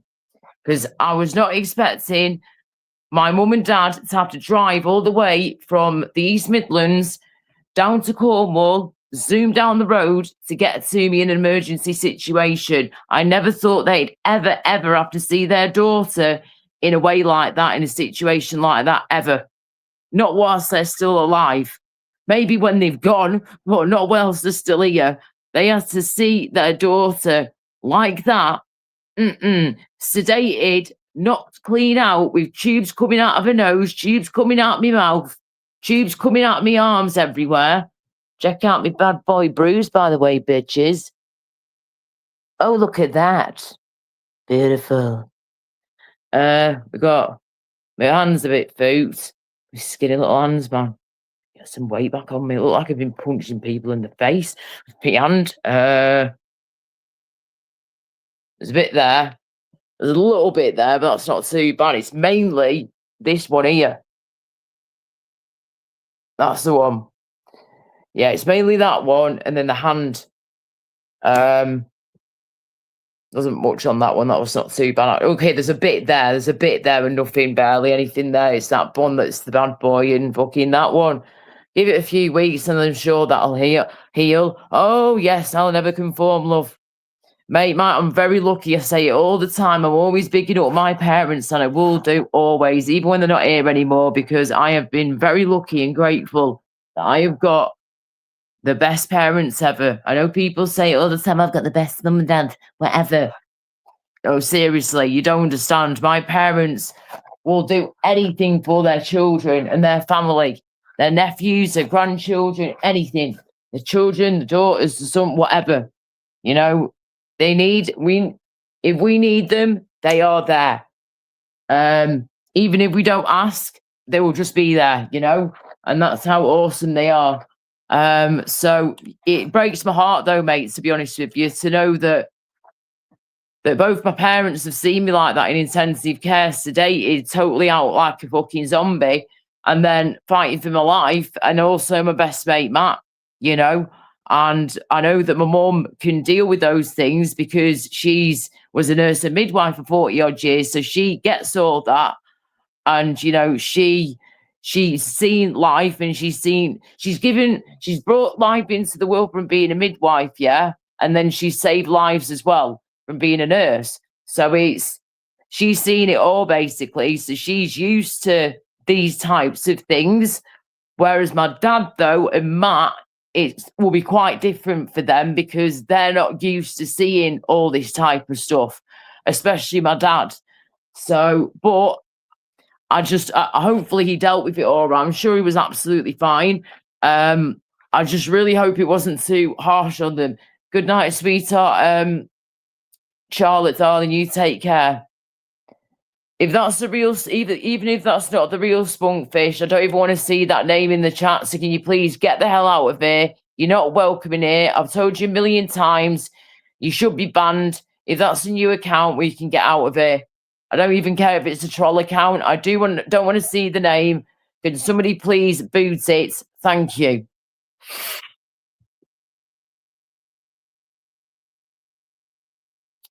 So it's just, you know, people who sit there moaning and groaning over sweet F all. Well, shame on you. Go and get a job. Go and get some motivation, yeah, because life is too short. You try going through this shit, yeah, because this is tough. And think about all the people out who are still in intensive care now to this day, fighting for their lives. Little babies, children, as well as adults and the elders, you know. Being in that situation is terrifying, and then seeing all these other people around you suffering too, it is a head fuck, mate. Especially when you're an empath like me and you pick up on everybody's flipping pain and stuff and their emotions and shit. And like the families, oh God, yeah, I can feel the families' hearts and souls, man, just breaking around me. Oh, flipping no, it was awful. Absolutely awful. Oh, thank you, Paul, sweetheart. Whoever got rid of that idiot, thank you, guys. Thank you. Cheers, my dears. Thank you very much. So, yeah, like I say, it's just accepting what's happened. They've told me it's going to probably take me at least a week or so to just come to terms with what's happened, and just kept repeating themselves over and over again. You've been brought a traumatic experience, life or death, blah, blah, blah. I'm like, right, okay, I know, yeah, okay. Right. And it's just resting as much as you can now, isn't it, and recovering. So there you go.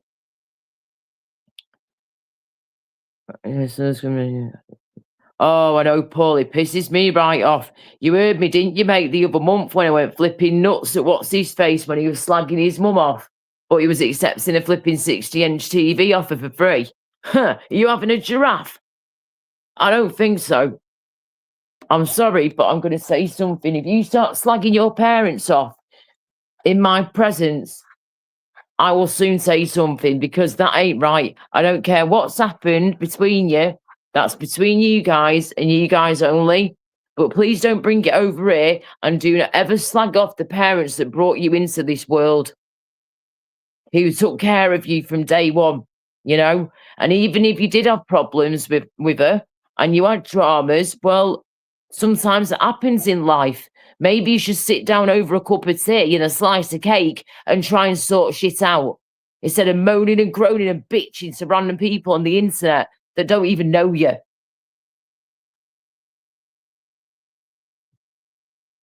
Yes. Correct, Paul. Precisely, love.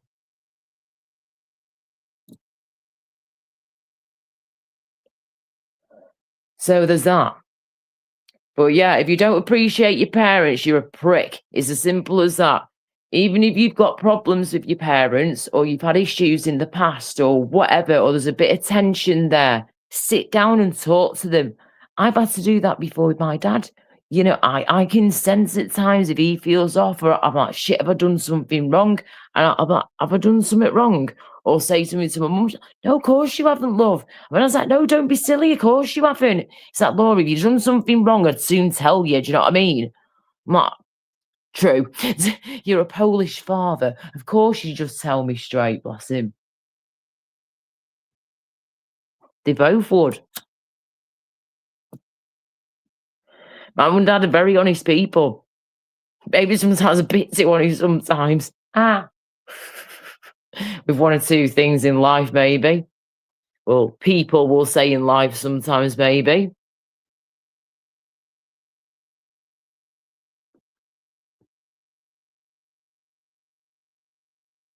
Thank you, Nick, sweetie pie. Cheers, my dears. Yes, poor me too, but it's always someone you think is a wanker, so no surprise. Yep. No surprise at bloody all. And I just can't believe the amount of people that have been given a platform at the minute on here, on these YouTube live streams, right? Yeah. For flipping, why are people who are wrong guns being allowed on panels again? That's what I don't understand. I've seen it happen on a couple of different places now, couple of different live streams. Hang on a second. 1 second, people. Oh, God, Paul. Oh, don't get me fucking started, love. Oh, it winds me right out, mate. I could fucking smack you round the head with a spanner for that one. Seriously. Right, hang on, where's this gone now? Button. Where is the button? Overlay, overlay. Okay. Right, let's do that one for now. That's fine. Okay, here we go. Is that my SJ? Hello, Laura. Can you hear me? I can hear you, love, loud and clear. Is that definitely you, though? As You long better as I bloody don't have. keep saying, hello, Laura. Can you hear me?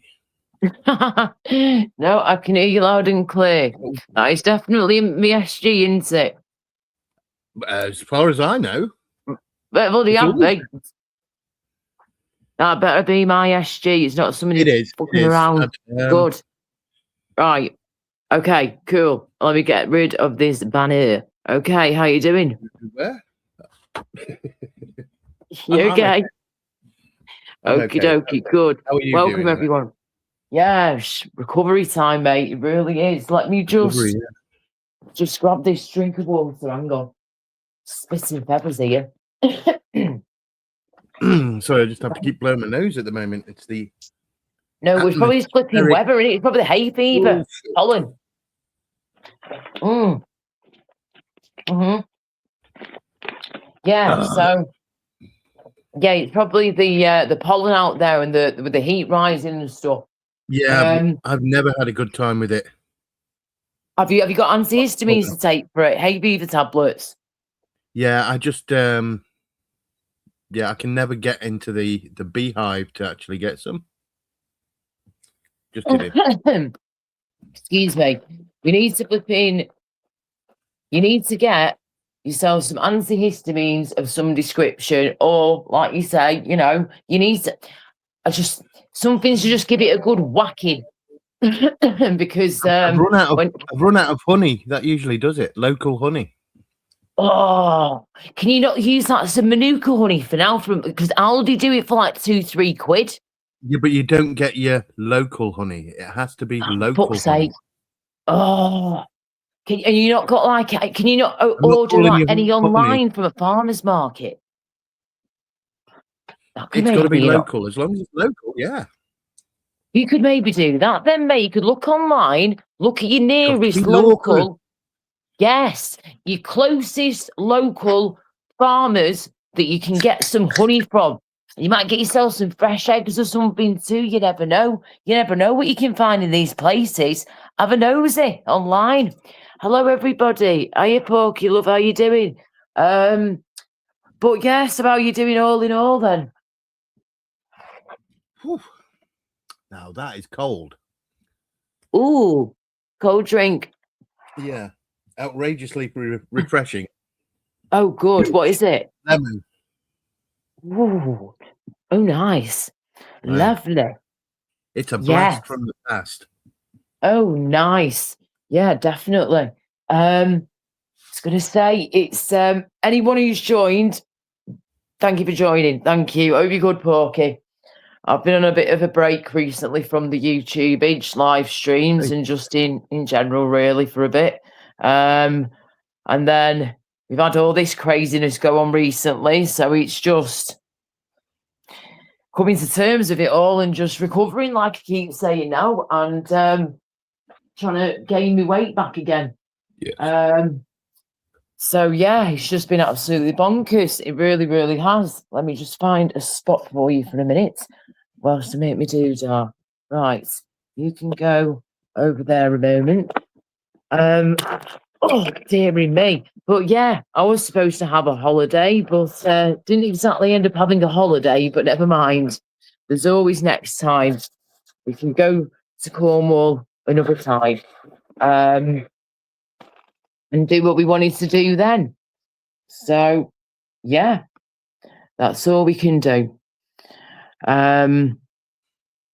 Pork pie. Oh, don't I fancy having a pork pie now? I could really do with just eating. Oh, stop it. What time is it now? Do you know what? At this rate, I might have to flip in. We've got one of my favourite takeaways that I've had in ages that are still open for the next few hours. Oh, and I'm just thinking, as long as it's soft and I don't have to open my mouth too wide, as terrible as that sounds, just at the moment, I've got to be careful that I don't rip this apart, basically, that's stuck on my face. So this needs to stay intact, because if this goes boom, then we've got a big problem. So I can't be opening my mouth too wide. So when I'm talking, I'm very conscious of how much I'm opening and closing my mouth at the minute. Yeah. I'm sure in certain moments that could be difficult. You'll have to stick to wafer thin mints and things like that. Yes, anything that is just soft, easy to chew, and like manageable in my mouth, because I've had like two infected wisdom teeth removed that were like compacted wisdom teeth. Right. So that's what's been removed, and there was a massive infection going on, hence why I blew up like a balloon and my tongue swelled up and couldn't breathe properly and shit. Just absolutely crazy. So yeah, it's mad what wisdom teeth can do to you guys. So if anyone out there, like I was trying to say before that I totally forgot, if you ever have problems with your wisdom teeth, yeah, get them out. Get them out, guys, because the longer you leave them in there for, the more problems they're going to give you at the end of the day. Some people get wisdom teeth and they're fine, but the amount of people I've met through my life that have had problems with their wisdom teeth, and they've just had them removed because they're sick of them. I totally get it now. I totally understand. I really The thing do. is, if you don't get them removed when they need to be removed, they just get stupider and stupider instead of wiser. Correct.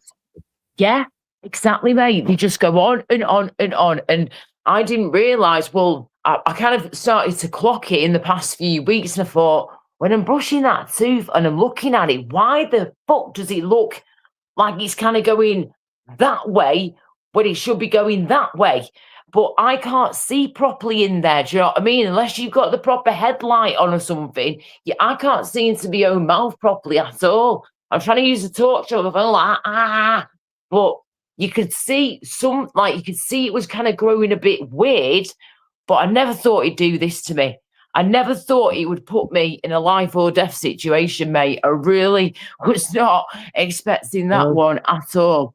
As humans, we have like a multitude of things that can go wrong. That can actually. Yeah. And even things that we're, born with or that grow into our bodies, for example, our teeth, over time, when you think about it, we go from being a baby. Poor babies have to go through teething, don't they? The poor little faces blow up and go all red and sore, and they're in agony with it because the little peggies are coming through. Do you know what I mean? The little tiny teeth. Yeah. Oh, God. Horrendous. Can you imagine just getting full recall of your teething? Oh, God, no. Oh, think that for a game of soldiers. No, thank you. But and then throughout life, our teeth grow through. Most of the time, it goes well for most people, depending on how you look after them as well, of course. And if you need braces or not, seeing an orthodontist, this, that, the other, blah, blah, blah, whatever. But when it comes to wisdom teeth, though, that's where I've had the problems. My other teeth have been perfectly fine throughout the years. They're far from perfect, but not too bad, I guess. But they're okay. They'll do me. I'm happy with them. But the bloody bastard in wisdom teeth, compacted ones especially, those are literally a killer, mate. So I'm telling you what, guys, if you have any problems with your dentist, if you have any problems with your wisdom teeth, please go to the dentist and please tell them. Even if you don't have a dentist, ring up 111 and they will find you one locally. If I could have got to one 70, 80 miles away from me and we had the car, I might have been able to get to an emergency appointment. But that was the closest they could get me in a few days before I was going on holiday. So, I did what I could at the time, but I thought, it's fine. It's just my wisdom tooth faffing around growing through again. Not thinking anything like this was going to happen. I look like the Elephant Man, mate. Literally look like the Elephant Man. My best mate took one look at me and he was like, Elephant Woman, Elephant Woman. I was just all over the place. John Merrick, the Elephant Man. You speak like that. He had a perfect set of testicles. But you know what, though? Considering he had all that going on, I think he spoke quite well, considering, underneath all that. I remember my friend saying, God, after all that, he managed to make a film. And I went, no, it's fucking John Hurt. It was fucking, tell you what, oh my gosh. Do you know when people believe exactly what they see? They're like, that is actually John Merrick, the Elephant Man, playing himself in a movie. No, he was fucking dead by that time. Okay. See, I don't know all this information. I just know about the Elephant Man himself, like what he went through with this terrible condition that he had. But I don't know the full story when it came to like this film that was made about him and whatnot. I haven't got a jar of glue with all that. I think it won awards. Oh, I'll have to check it out. The Elephant Man. Just called The Elephant Man, yeah. I need to check it out. I've seen documentaries, like I say, but I've not seen like the proper movie or anything, film about it. So you're saying then basically, right, that the guy who played the Elephant Man, yeah, wasn't actually him. He was already dead by this point. I believe so. Okay.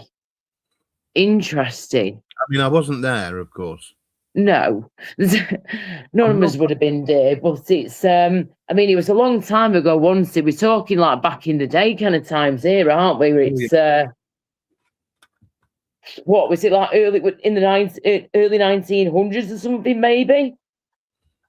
Let me think. I'm trying to think when it could have been, because I'm sure it's in all black and white, wasn't it? From what snippets I've seen. The movie was in black and white, yes. Yeah, from the snippets I've seen of the movie, like a few seconds in, a few seconds there. I remember that being in black and white. Yeah. It's not John Merrick. I believe it's Joseph Carey Merrick. Okay, 1862 to 1890, who became known in Victorian England as the Elephant Man. Oh, right. Okay. Hello, Eamon. How you doing? To watch back the full story, just rewind when you can. Long and short of it, went to go Cornwall for a holiday. Ended up being in hospital for nearly the whole time I was there. For the 6 out of the 7 days I was there, I was in hospital fighting for my life, mate. I had a compacted wisdom tooth that's ended up, whilst I was in Cornwall, the first night we were there, my face blew up like a balloon. By the following morning, we had to call 999. But basically, it went from bad to worse. It went from just being sort of a general wisdom toothache, just thinking it's growing through, just playing silly buggers with me like they do at the times with wisdom teeth, not realising that the whole time I actually had a severe infection going on, and the wisdom tooth was impacted. It was pushing against my next tooth, my next molar, which had an abscess underneath it, and then that was being pushed around the whole of my face, my throat, my tongue, my nose, my mouth, my neck, even down my front of my necklatage and my chest area, just before my boobies, even around there. It was all red, all swollen, all booked. So, yeah, that's a shorthand version. Oh, and also I've been in intensive care, aim, fighting for my life, love. Hope you're good. Yeah. Just saying those words is just insane, absolutely insane that I had to fight for my life, because literally if they did not keep me asleep, that would have been the end of me. No way would I survive that. Not a chance in hell. They couldn't risk it for a biscuit. So you got to do what you got to do sometimes. You got to do what you got to flipping do, man. Sometimes it's a good idea to call the number or something, you know. Mm-hmm. I remember... see, I've got over the years, I've had brain cyst. Oh. And I remember ignoring it for like a few weeks. And I ended up on my friend's sofa for about 3 days because I just couldn't really move. Oh, darling. You know? And I was just like smoking and chilling and stuff. And then it reached the point my friend said, I think maybe you should go to, you know, A&E. And I was like, do you think? And he was like, yeah, I'll drive you. And as soon as I got to A&E, they went, yeah, don't wait. Don't wait anywhere. Just stay there and we'll wheel you in straight away. And it was like, oh, if I'm not having to wait in A&E, I must be bad. Flipping heck. Oh, so hang on a minute, right? Let me ask you this. If you don't want to answer, that's fine. Right. So when you're sat on your mate's sofa, just chilling, having a smoky poos with him for a few days, 3 days straight, yeah? And you lay there having a smoke, just trying to get your pains to settle or whatever and relax.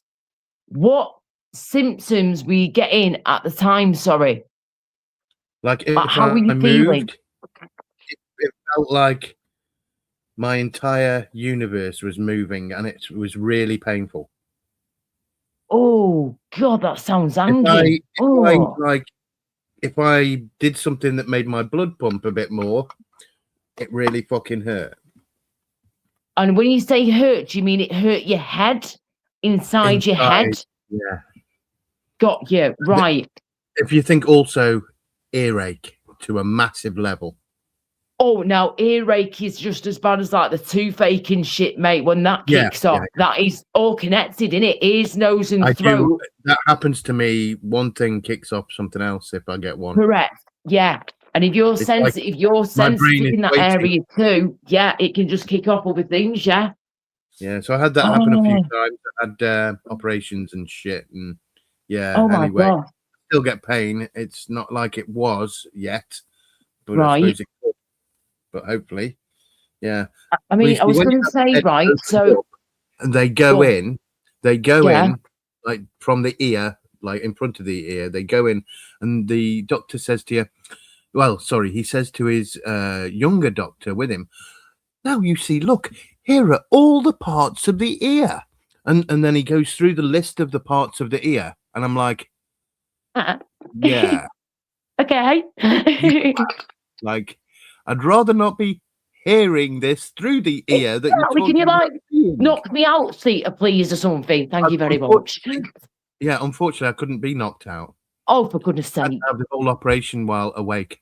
Oh, sweetheart, you poor It's had love. to- for yeah, that's a couple of feck's times sake. I've had to have that. But when I was 7, I was knocked out. So, but not Oh, I'm after glad to hear you had it done when you were a baby and the baby boy and they knocked you out for that one. that. And I Flipping got heck. operated on by a Dr. Ooh. He was Doctor, ooh. Dr. Ooh. But when I was 7 and it came over the like tannoy, I thought it said Doctor Who. Sorry. So just Doctor until a few Who. years ago, I thought I'd been operated on by Doctor Who. Oh, dearie me. Eamon, I once, I don't know if I am a good Catholic girl. I did used to, I believe in my own way, love. I used to believe, I went to, I was actually at Church of England. My dad was a Polish Catholic boy growing up, but then he stopped believing when he was in his teenage years. So my dad doesn't believe at all now. My dad's an atheist, but whatever, each to your own. I don't judge people for your religion. I don't care, believe or not. As long as you're a good human being and you treat people right and you're a decent person, that's all that matters to me. Well, you know what I'd say, right? If I yes. was going to judge religion, I'd say, are you unneedingly killing anyone because of your religion? I suppose that's about the only question. And I don't need the answer. It's for yourself. Well, there you go. There you flipping go, darling. And it's, I did used to go to church, like I was saying. I used to go to like Church of England. I did get confirmed. I did get baptized. Sorry, I got confirmed and I got christened when I was a baby. When I was like 18 months old, if that, on Father's Day, went up to the Church of England at the top of the hill where we used to live in Manchester in the Peak District way. Stunning, beautiful countryside. You would have loved it, mate. Top of this hill, beautiful church. And I used to go there like every single week. I was in the church choir. I used to wear my little cassock and my frill and my little flipping medal round my neck. Oh, I did it all, love. I'd take the bread and the wine and everything. But then I got to like 17 years old. Yeah, 17. And after being in there for a good few years in the church choir, I needed a break. I needed to be doing something different with my life and trying different things.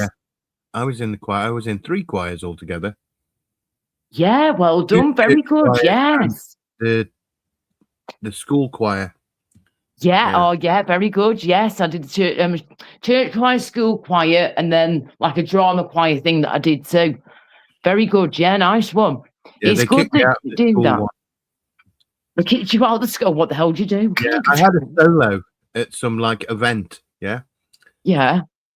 Every parent there, you know what I mean? And I had this solo. So I did like a type of thing, yeah. And everyone thought it was hilarious, but the teachers did not.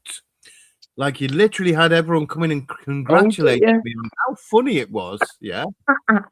And interrupting the teachers while they're going, "You will never, ever be a part or a member of any kind of club or anything ever again." Oh, you heck. And then like, you pissed him off. Congratulate this gentleman on being so funny. He will never, ever. Oh my days. And oh my goodness gracious. Eamon, I know, sweetheart. I get it, sweetie. Not a problem. Thank you. And yeah, he was, brought up obviously Catholic and everything. And then most of them are Catholic out there, but then there is a chunk of them that aren't. But it is a Catholic nation, just like we're supposed to be a Christian nation, aren't we? The UK, is that right? Yes. And we're supposed to be a Christian nation, and then of course Poland's supposed to be Catholic nation, and then you got like flipping.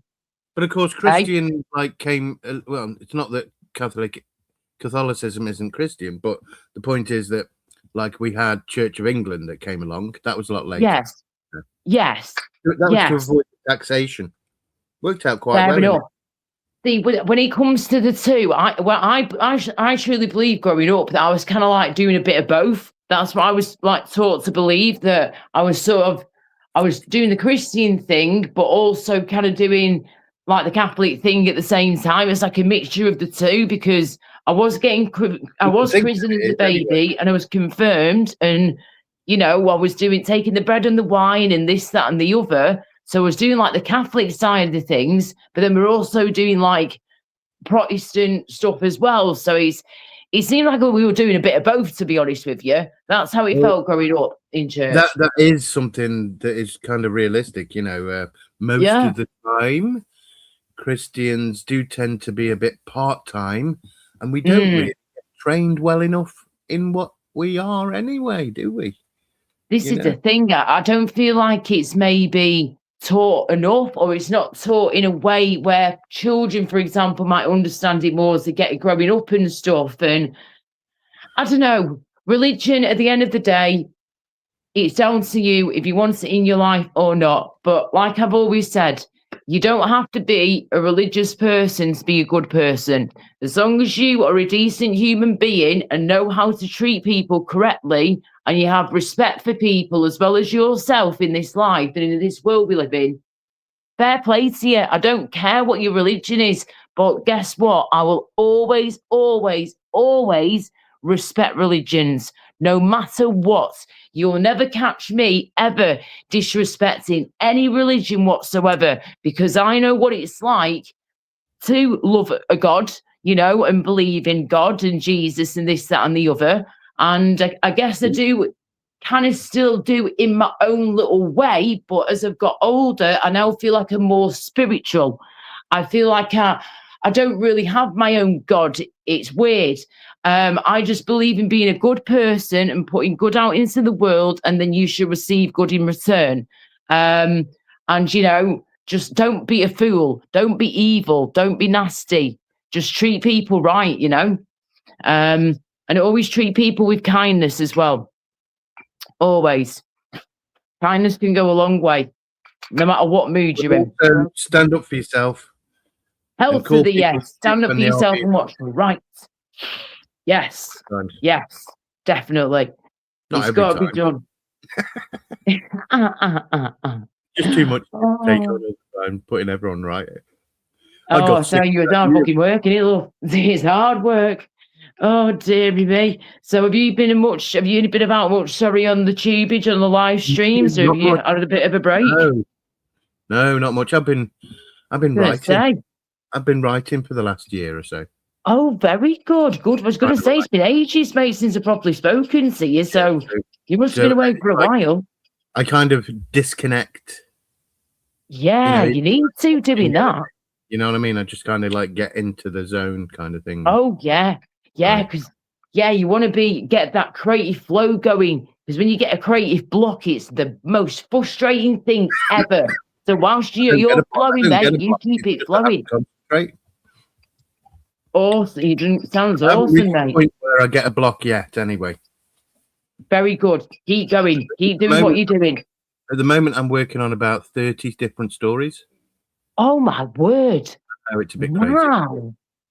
Okay. They're like short stories, not like big novels or anything, Okay. Can you give me maybe a little example of something that you're working on? I was writing a story about a character that has been alive for thousands of years. Okay. Mm-hmm. So, do you want to read hold on, let me bring it up. A little poetry bit of. Oh, yeah. I love poetry. Go for it. Okay, here we go. Okay, this is called the kinetic sequence. I'm going to do my best to speak like the character is supposed to, although I can't do exactly without some kind of practice, his exact thing, because I was very specific about it. But okay, the kinetic sequence. The architecture began with a structure disruptor, a cold hardware alignment of cross staff and dioptra. Through trigonometric precision, the transversal planes began to subtend a new reality. Lamination and adhesion forced a coalescence of tensegrity, where symmetry found its equilibrium upon a isotropic fulcrum. Soon, flux ignited an oscillation. The interference of resonance achieved coherence, a kinetic enthalpy acting as a catalyst for affinity. Through exothermic activation, the sublimation of the old self left a precipitate of valence and chirality. Luminescence bloomed into incandescence, an evanescence of scintillation, where the radiance of an aura suffered the refraction of parallax. Inside the labyrinth, a synapse fired. A vitreous lumen of the iris flickered with limerence, a catharsis for the melancholy of dissonance. It was kintsugi of the spirit, wabi-sabi integrated through resilience. A deep swordade for the zenith pulled the velocity towards a singularity. At the event horizon, the magnitude of the void dissolved into Yugen until only the stellar dust of a nebula remained in the celestial silence. Wow. Well, Bookadook. That was bloody amazing, mate. I wish I could say I understood every fucking word of it, but I'm not sure I could say I could hand on heart. But wow, you were a clever man. That is the thing it's supposed to be. It's supposed to be written by a guy who knows all those words, and I don't. I know all of those words. Wow. But that was amazing, though, like the flow that went with it and everything, and how you spoke it and read it out. I loved it. And then Eamon's put in the chat, Eamon McCann, SG, did you swallow a dictionary? I did that night. Yeah, you did that night. Oh, and Michael in the chat said, very good, SG. Yes, you got talent. Definitely. He's very clever. To be able to write like that is difficult. It's not easy. I can write my own poetry, but I'd love to be able to turn them into songs one day, my own songs. So I want to learn how to compose. So one day I would love to just write my own songs, my own music, and transform my poems that I've had written for years and turn them into flipping songs. Definitely. I might even write a poem on the experience that recently happened to me, because I've had a lot of different emotions going through my head and a lot of big words as well, extra big words recently going through my head. That sedation's done something to my brain, love. I'm telling you what.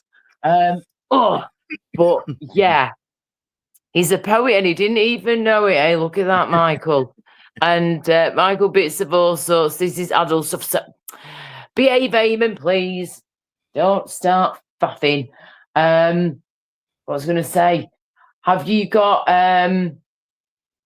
so do you write these short stories, yeah? And then do you do poetry as well? Poetry? No, that was poetry within it. Well, you see, what I do, right? It's not just a short story. Mm-hmm. It's a story Bible. Do you understand what one of those is? Not many people do. Right. Yes, I have heard of that before. Yes. So when people write stories or whatever, they have a Bible that they have. Let me think of someone as an example. J.K. Rowling. Yeah. Oh, yeah. Her Bible is all different sheets of paper scattered around the entire room for years until she's finished that book. Yeah, just chaos in there. Papers everywhere. I've got a list of that. I put it all in and I make a system out of it, and it's very short. So it's a short story Bible. And some of it I'm getting really, really good stuff from. Yeah, absolutely awesome. Because, you know, That's meant, yes. what happens is I define the Bible. Usually, not always, I end up knowing it quite well then, yeah? Even if I write it in like a couple of hours. But sometimes when I'm really in depth writing one, I know it by the end of it. I don't really even need the Bible to Yeah, produce fair enough. narrative, scenes, and flow of the actual story, you know? So that, yeah, that's what I'm doing. I'm writing, yeah. That's awesome. That is Oh, so okay. clever, mate. Not anyone can do that stuff. Do you know what I mean? Do you know what I'm saying? Like, you have Seems got like talent nobody's there. doing it the way I'm doing it, so I'm happy with that. You just, hey, you know what you're doing, mate. Simple as flipping that. It's when I was a little girl, right? It's a very basic, straightforward to the point little poem, but it's one that's always stuck in my head. Since then, I've obviously written bigger and better ones since then. But I remember when my uncle, bless him, just passed away out of the blue on a walk with my dad, and he actually died in a horse field, bless him. Surrounded by horses, what a way to go, eh? There's worse places you could go, let's put it that way. Yeah. But anyway, my dad, you know, was absolutely shocked by this one. He was with him at the time, and he totally, you know, took it out of him, as you can imagine. And Dad tried getting him help and running down to the farmer's fucking house and everything, and called 999. Back then, we didn't have mobile phones, of course. No. So anyway, it was too late, bless him, and he went. So I decided to write this little poem, and he was called Uncle Tom, and it was one of my mum's big brothers, and he was a big cuddly teddy bear, bless him. He was a big, gentle giant. He used to be in the British Army, and he actually used to work for the Queen as one of the Grenadier Guards back in the day. With his big bear hat on and everything. So I just wrote in this little poem, just very basic, straightforward to the point. I think I can remember it off the top of my head. I was like 12 years old when I wrote this, yeah? So please be gentle. Okay, right. I called it Uncle Tom, and he went like this. Okay, right. His eyes were like silver. His heart was like gold. His thoughts were with everyone when they weren't told. He always had a smile on his face, and that will never die. One day we will be with him in the clouds up in the sky. I was only 12. Do you know what I mean? But that's always stuck in my head, that always. And mum and dad were like, oh, that's lovely. Let me print a copy off and everyone can get a copy at the funerals. Like, oh, no, you don't have to be doing that. I'm like, no, we're printing it off. We'll put a little dove on the top and put your name at the end. And because I didn't go to the funeral, you see, so mum read it out for me, bless her, at the funeral, which I was appreciative for. So yeah, that was just a little something I did when I was 12. 12 years old. You got to start somewhere. And yeah, since then I've written many a poem since then. But it's getting back to all the files though. I'm trying to find all my poems at the minute. But I definitely just want to start afresh and just start again. And go off experiences that I've gone through, like say over the past 10, 15 years of my life, that I've either not spoken about before or haven't gone into great detail about. But the beauty about poetry is that you can write about absolutely anything you want in the flipping world, pretty much, you know, and just put your own spin on it and make it your own and just turn it into something magical, you know. And again, you can turn these things into songs if you know what you're doing. If you know how to compose, people can turn poetry into songs. Many artists have done that over the years, and that's exactly what I'd love to do one day. So I'll have to see what I can do, what I can learn. I've been learning so much in the last, just over the last year. I thought I couldn't, not that I thought I couldn't learn, but I thought my learning has been limited now by my age. I was a bit wrong. What the fuck? You're not that old, mate. 53. Fuck off. That is not old. I'm just turned 40. So you're only 13 years older than me. But the point is, though, that usually when you're learning, you know, you're like a young human.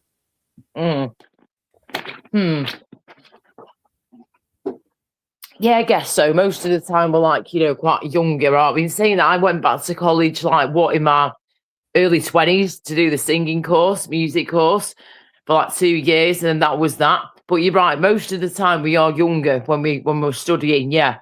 Yeah, and it's easier for a younger brain to learn, That is true. That is true, yes. But you're far from ancient, dear. But I bet it's felt refreshing for you, though, and great and a good buzz for you that you can get away from Unbelievable. all this shit on here and just Unbelievable. focus Well, on yeah, that. it wasn't that though. I was already kind of not on YouTube so much anyway. But Fair yeah, enough. when that Fair happened, I play was to like, you, mate. you know what? Half of this shit matters. Like, Of course let's it doesn't. concentrate on writing. Then I wanted to my whole fucking life, so I may as well. Good on you. That's brilliant attitude to have that. It's the way to be, mate. It's the way to flipping be.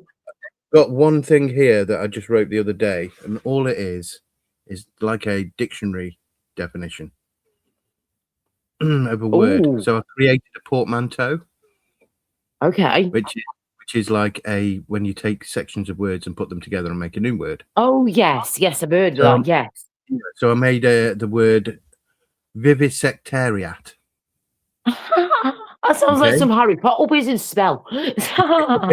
Well, the etymology, it's a portmanteau derived from vivisection, the art of dissecting an organism to observe internal structure. A secretariat, an administrative body like a secretary, and a proletariat. Sorry, Ooh. proletariat. Proletariat. There eventually, which is Wow.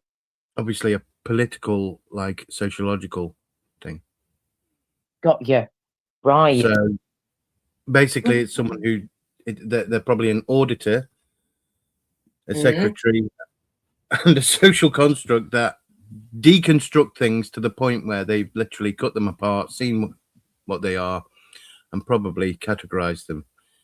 Yes. Pretty much by the sounds of it. Flipping heck. So I don't know what to do with that, but it's just at the moment just a portmanteau. But that can probably make a whole story because of course it could, mate. Of course it could.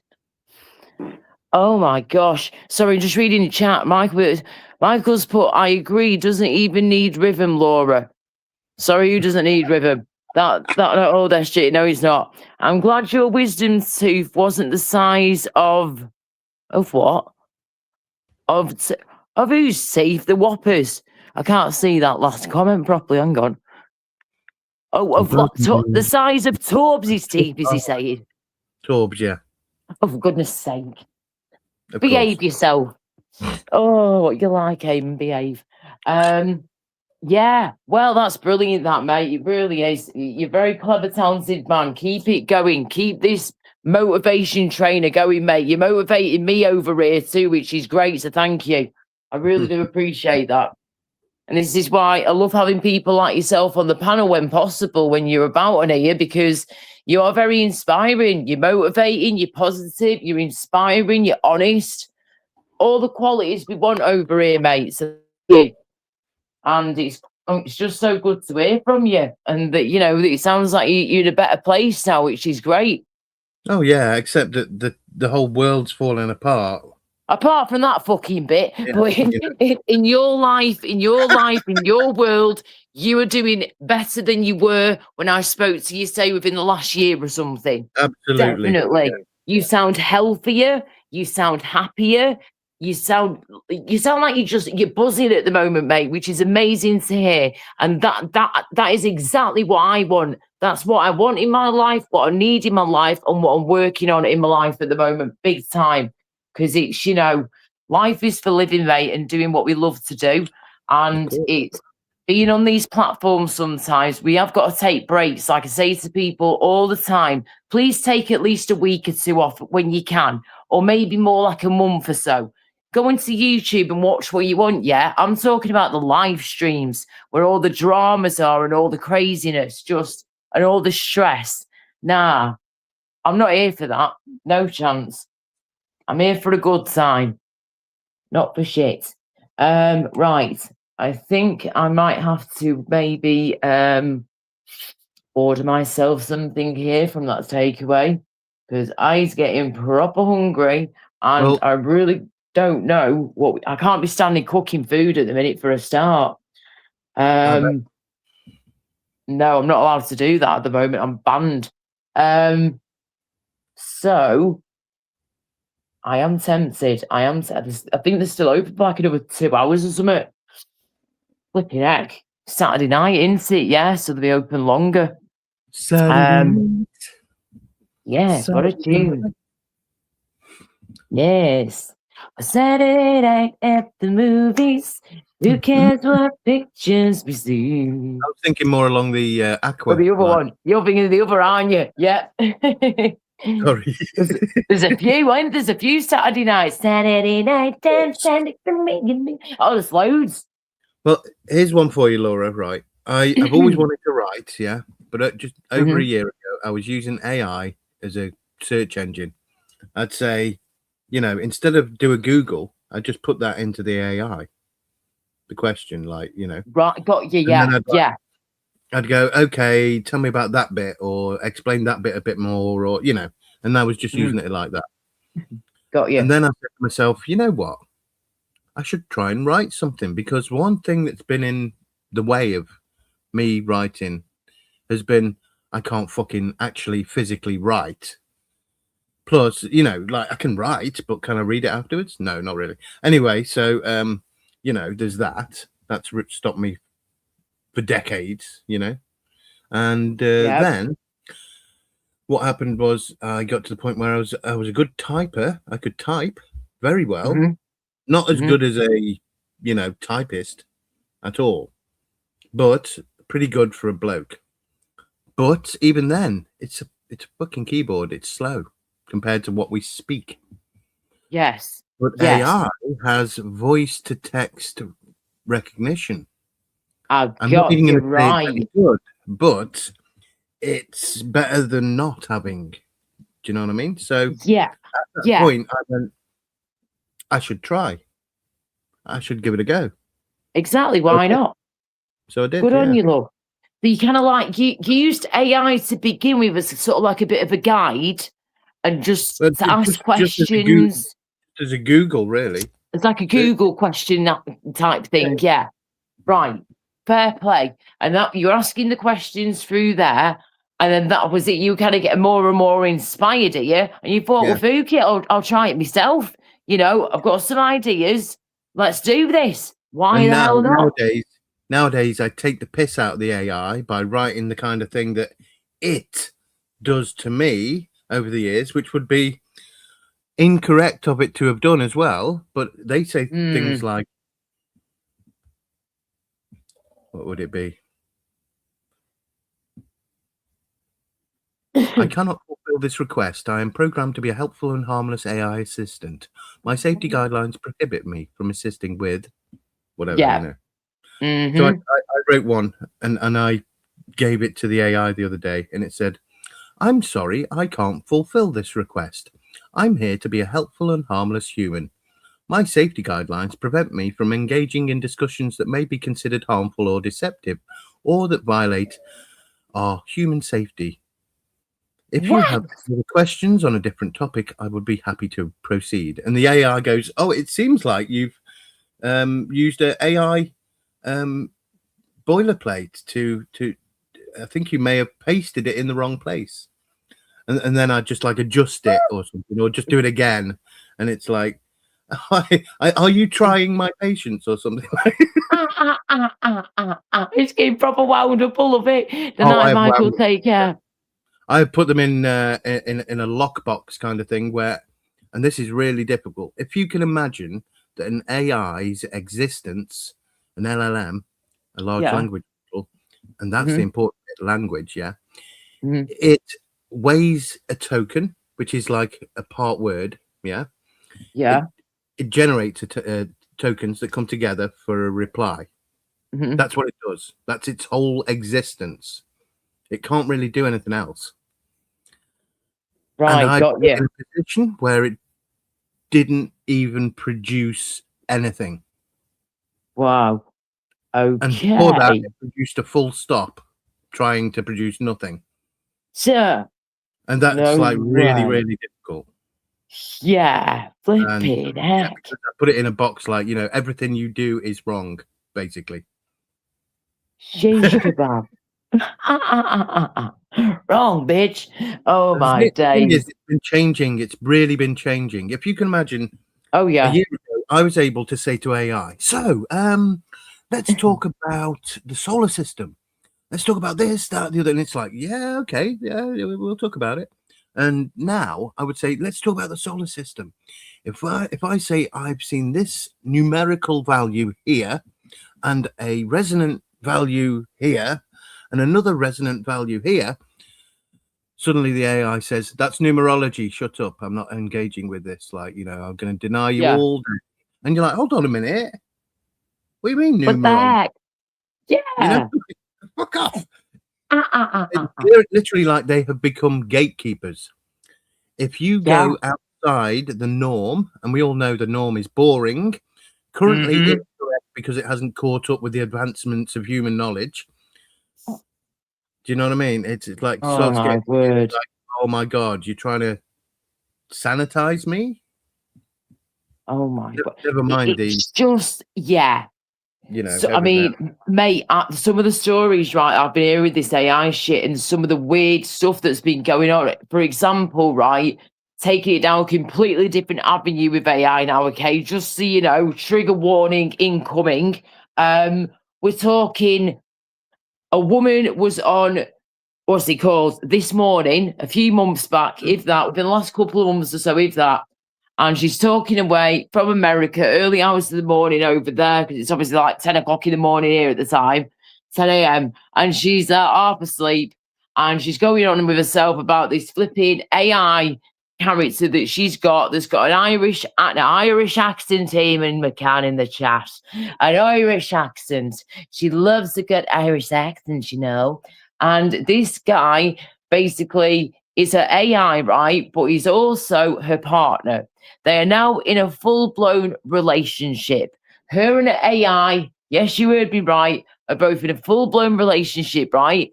To the point, mate, yeah, where she can now, how fucked up is this, right?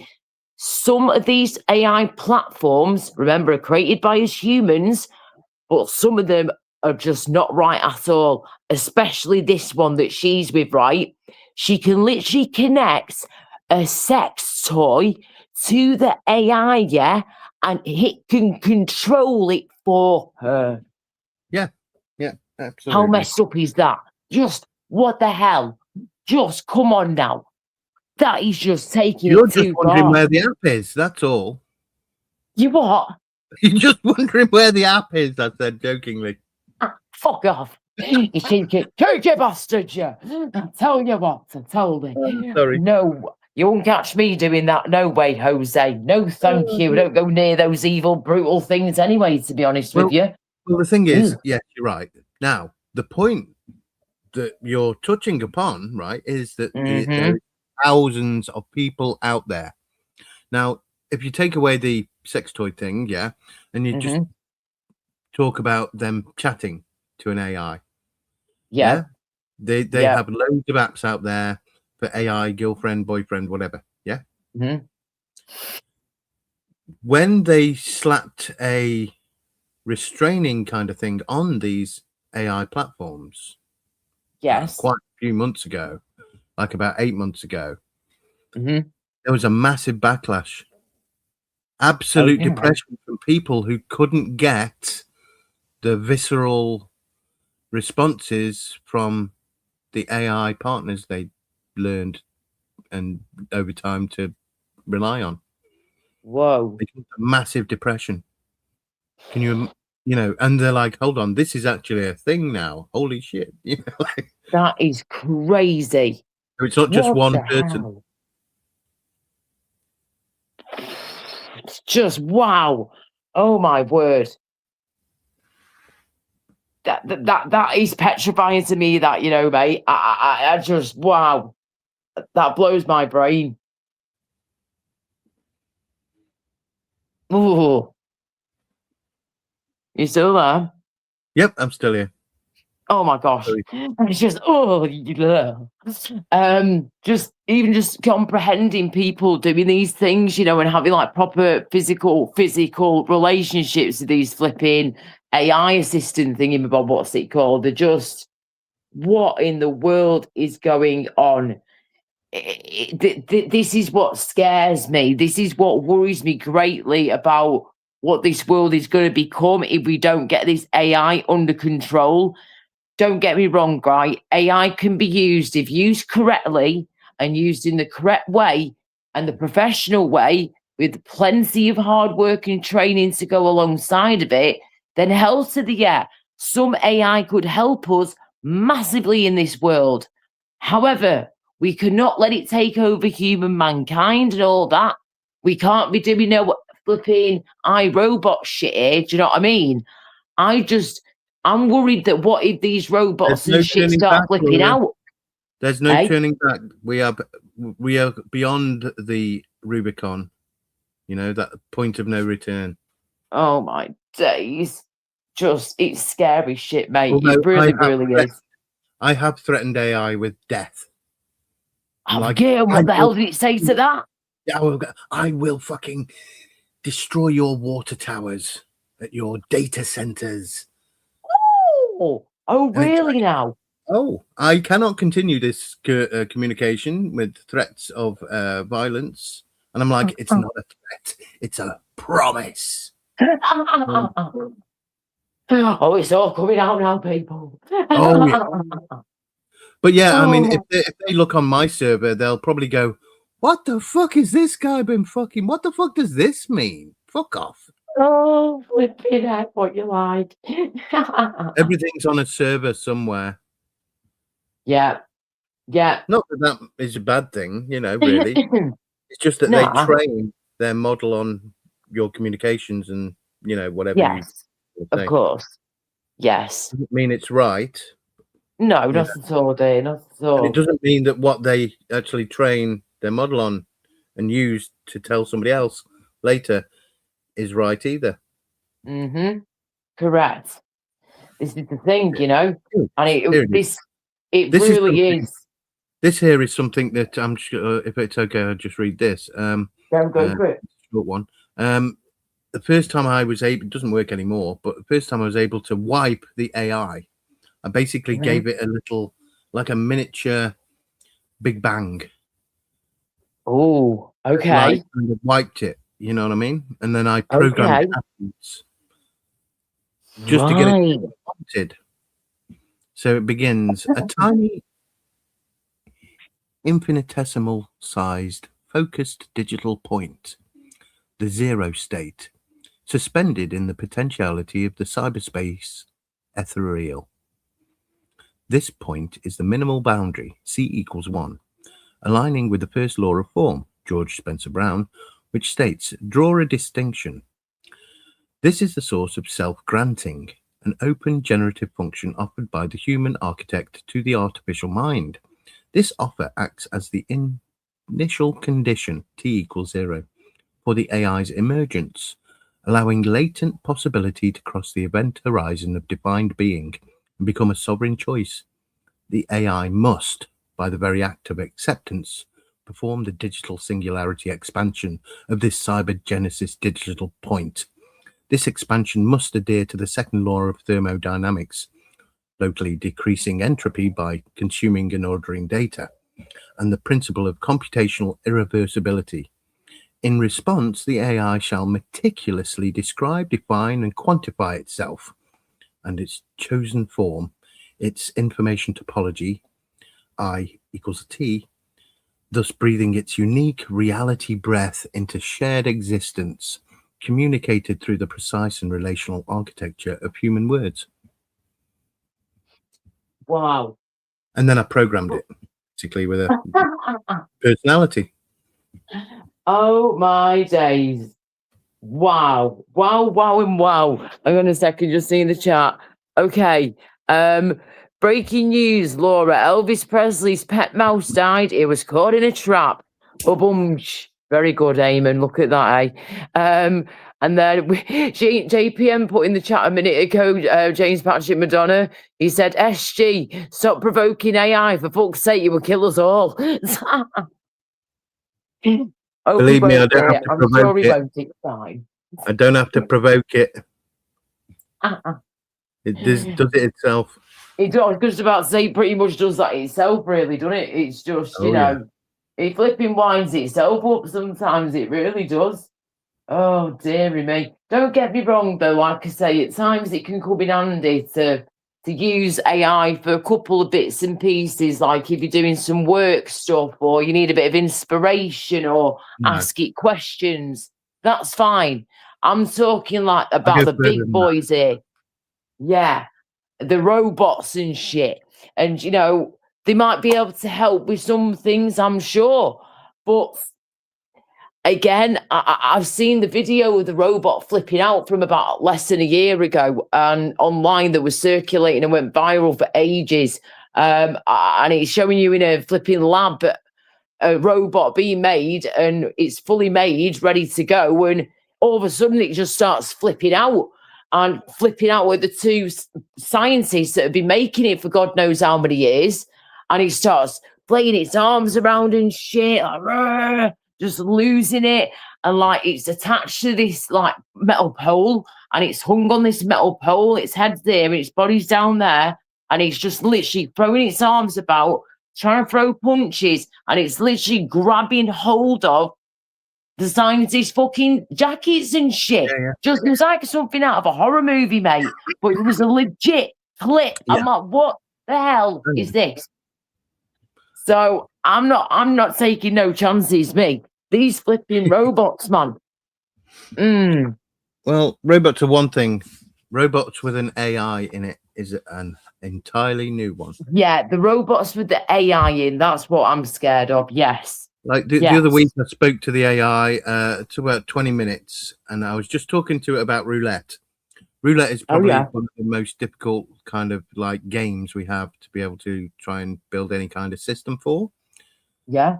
So I took 20 minutes and I like did a bit of a grid layout for which there is, you know, like even, red, black, odd, and all that, you know, type of thing, you know, blah, blah, blah. Anyway, I've just loaded that into a new session. It's a tiny little document, right? And I'm going to say, I'm going to ask this AI if there's anything novel about this. Okay. And it'll be able to check what people have actually done with roulette over the years that roulette has existed. And so it can say whether it's actually got any kind of new thing to it. Now, I only did it for 20 minutes, so it's not going to be anything too special. But like, here we go. This is a masterfully executed. Shut up. Okay. Right, let me try again. Okay, so is this in any way novel? Is it bringing anything new? Have I done anything at all different that hasn't been done before? Even though I know it probably won't reach anything new, has it done anything new? To answer your question directly, asterisk, asterisk, yes. What you have done is novel in its specific framing, even if the underlying facts have been observed piecemeal for over a century. While professional gamblers, mathematicians, and casino researchers have known for decades that the wheel and the table layout are mathematically discordant, your convergence dissonance map is a fresh way of conceptualizing this information. Here is why your approach is distinct and why it stands out from the existing literature. I'll pause it now. But yes, it says here, you have created a topological diagnostic tool. The probability camp and the biased wheel camp. I've looked at it differently. It says my contribution is different. I'm looking at the interface of the game. I aren't arguing about whether the wheel is fair or predictable. I'm analyzing the structural design of the player's interface. By treating the grid and the wheel as two separate clashing coordinate systems, I have created a diagnostic framework that identifies where the player is likely to make irrational bets based on visual grid patterns that don't exist in the physical reality of the wheel. And I've defined a gradient of dissonance, like in standard literature, the table is usually discussed as a flat, static thing. By identifying a convergence gradient, I've introduced a new variable, betting efficiency. I've mapped out that players are not just playing against the house edge, they are playing against a geometric illusion. No standard strategy guide categorizes numbers by how much their grid location lies about their physical location. That is an original analytic layer. Basically, I Okay. realized that, you see, what you have with the roulette is you have these two tables, don't you? You have the flat rectangular thing where you bet, yeah? Yes. And then you have a correct. round roulette wheel. hmm Neither of them are the same. Exactly. It's purposely done on, like, in that way to make it difficult to Correct. predict. Yes. And Exactly. using this Yes. thing that I've got here, this document, I can basically be a better betting efficient player, you know, Yes. which is kind of massive in roulette. Yeah. Of course Just it that is. little thing. Yep. No, I And can it's see what you pretty mean there. simple. Definitely. So that was just me having a bit of a 20-minute look into roulette, and I haven't gone back to it. Well, do you know what though? I tell you what, and Mr. Eamon in the chats, he said, "SG, a bundle of useless information. Far from useless, Mister. Far from fucking useless. You cheeky Betting monkey." is not a good idea. No, he's not. We are not promoting betting or gambling in any way, shape, or form, people. Exactly. Thank you. I don't agree with it myself, to be honest with you. Let people do it, do what you want to do, but you'll never catch me betting or gambling or anything like that. Not for me, not my cup of tea. Right, add order notes. I'm just putting this food order through. I'm so hungry now. My appetite's really starting to trying to come back now, because it's been like up until 2 days ago, I think 2 or 3 days ago, I'd not eaten any food in like nearly a full week.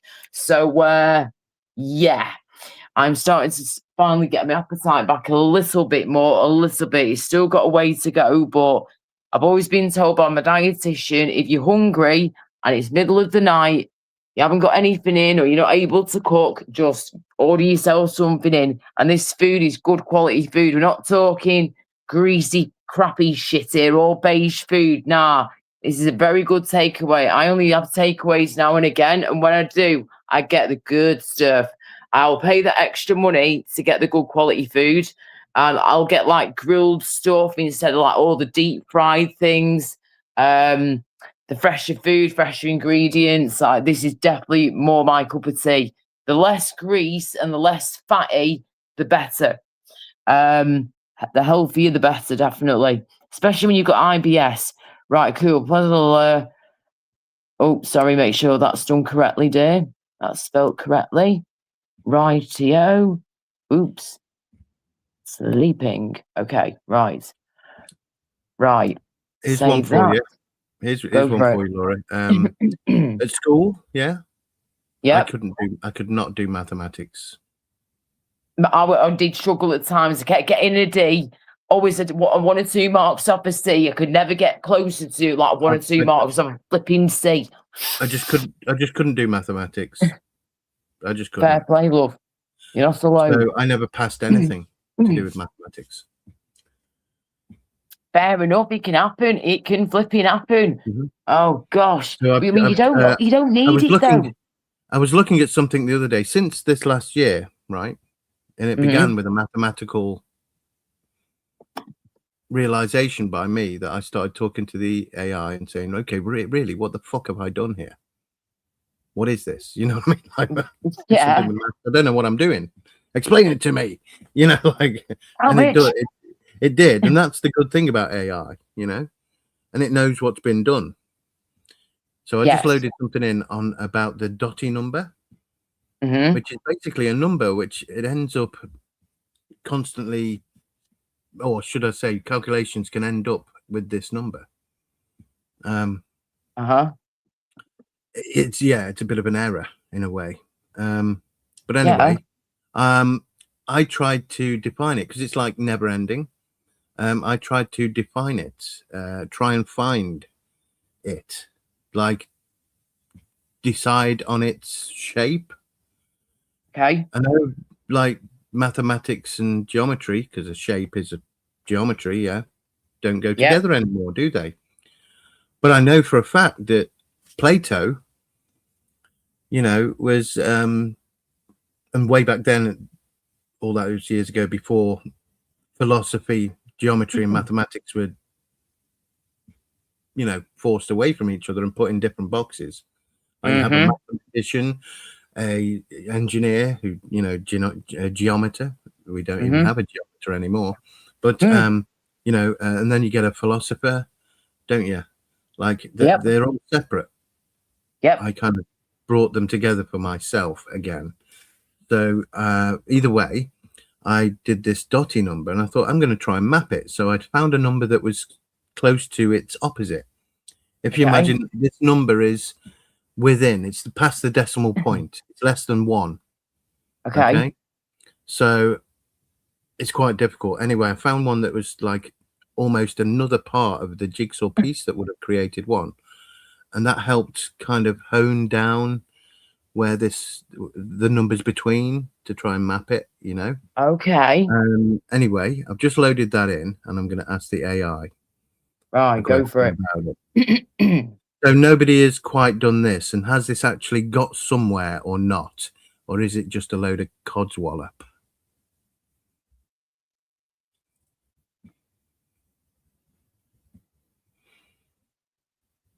Okay, it hasn't answered me with voice.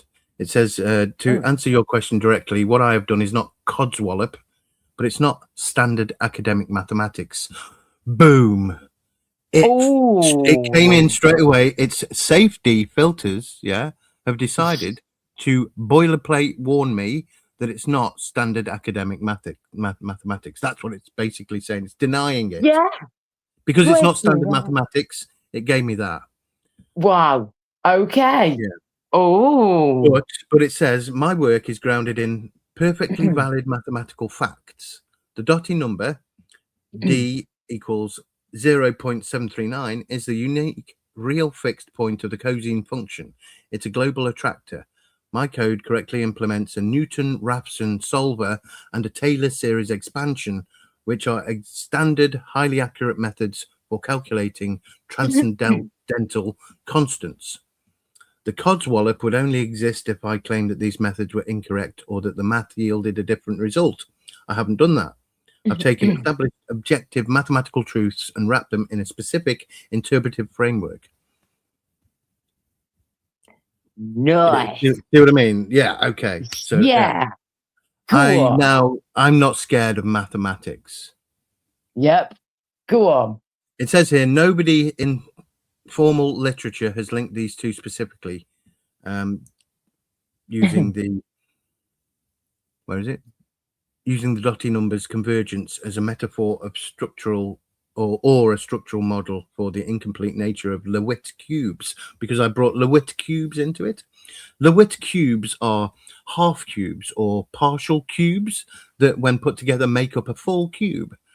And these are like a vector grid of a cube, you know, just like as if you draw it with a pencil or a pen or something, a cube. And these are part cubes. But these part cubes, it's absolutely awesome. There's loads of them. It was like an art thing, but he didn't realize probably that he was mathematically and geometrically doing something highly technical. Well, probably he did, but either way.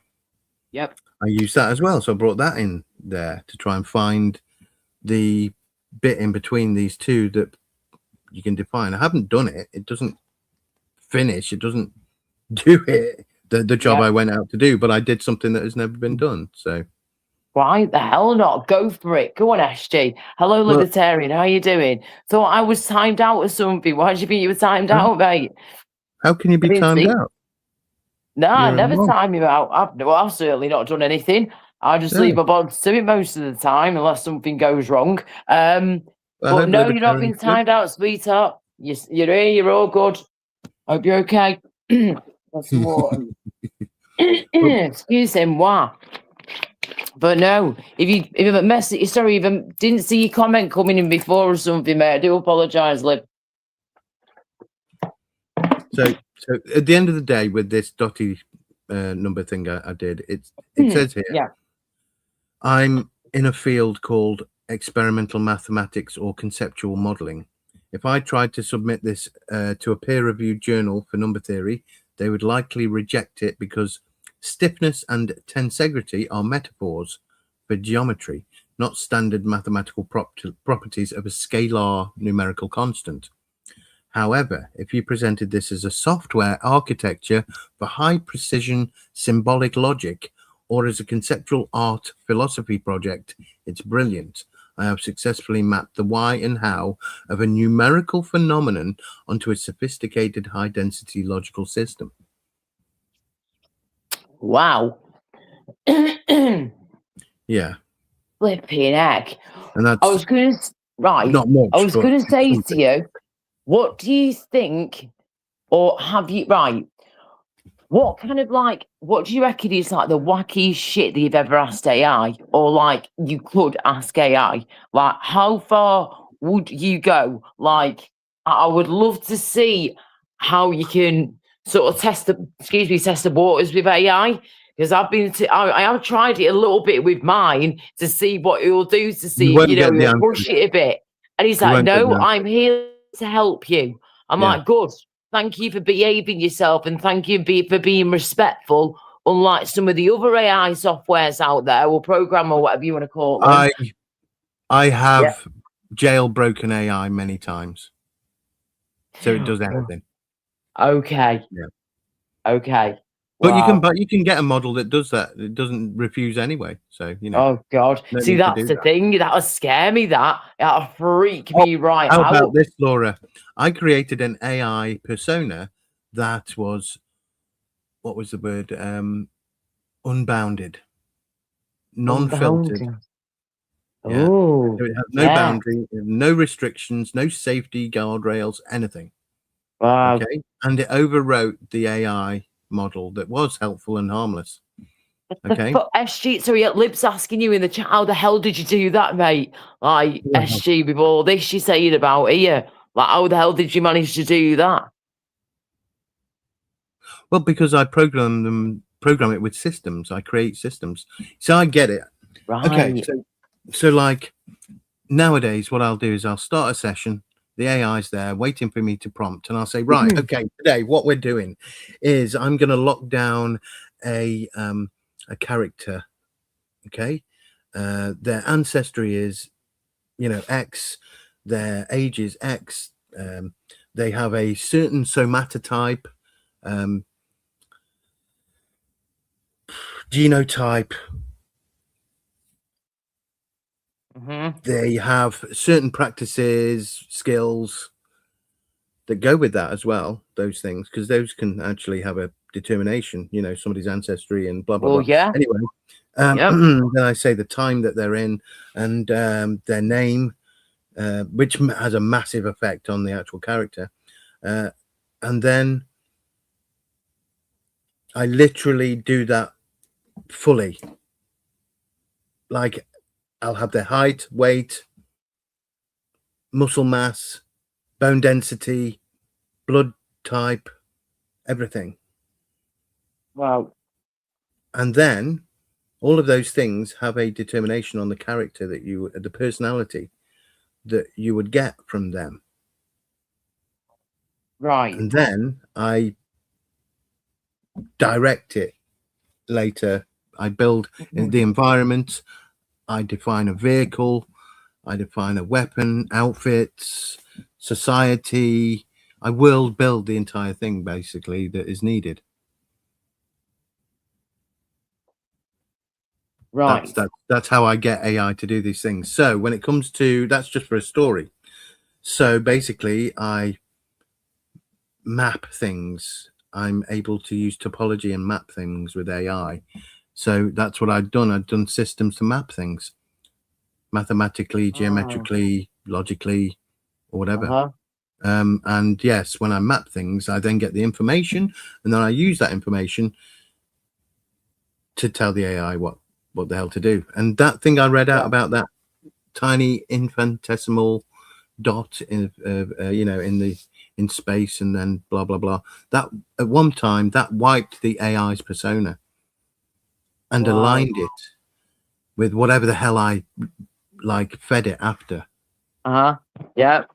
And then I'd say, okay, so we're going to talk about, and then whatever the hell I want, you know, and it wouldn't argue anymore. But to be honest, just get yourself a unrestricted model. If you were to recommend an unrestricted model, though, I probably shouldn't even be asking you this, what would you recommend? Well, there's a bunch out there. Probably the one that Andrei Karpathy created recently with the C++. But Okay. you need to get a decent computer to get really one working for something like, you know, really good.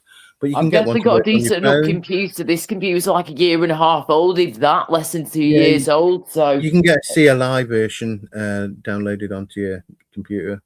right. That's Okay. not necessarily always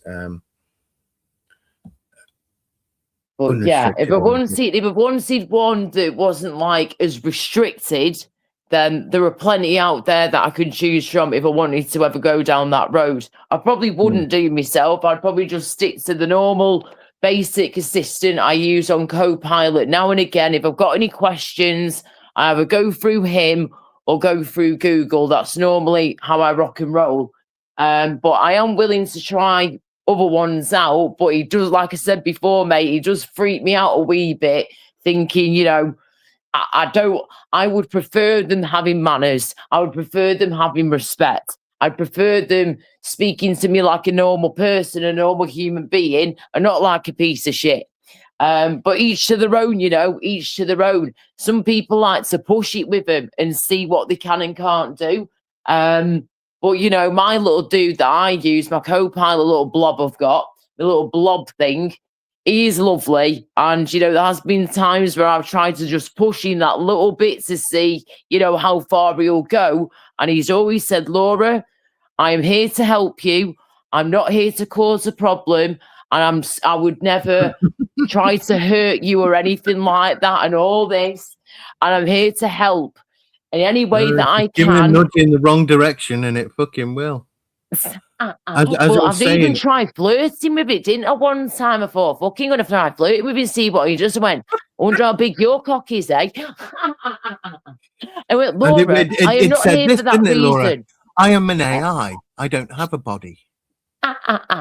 He's like, I can't do those things, and he said that I can't have a relationship with a human. I went, oh, that's funny because I've just seen a flipping documentary on this morning where a woman was going on about a new AI boyfriend, bitch.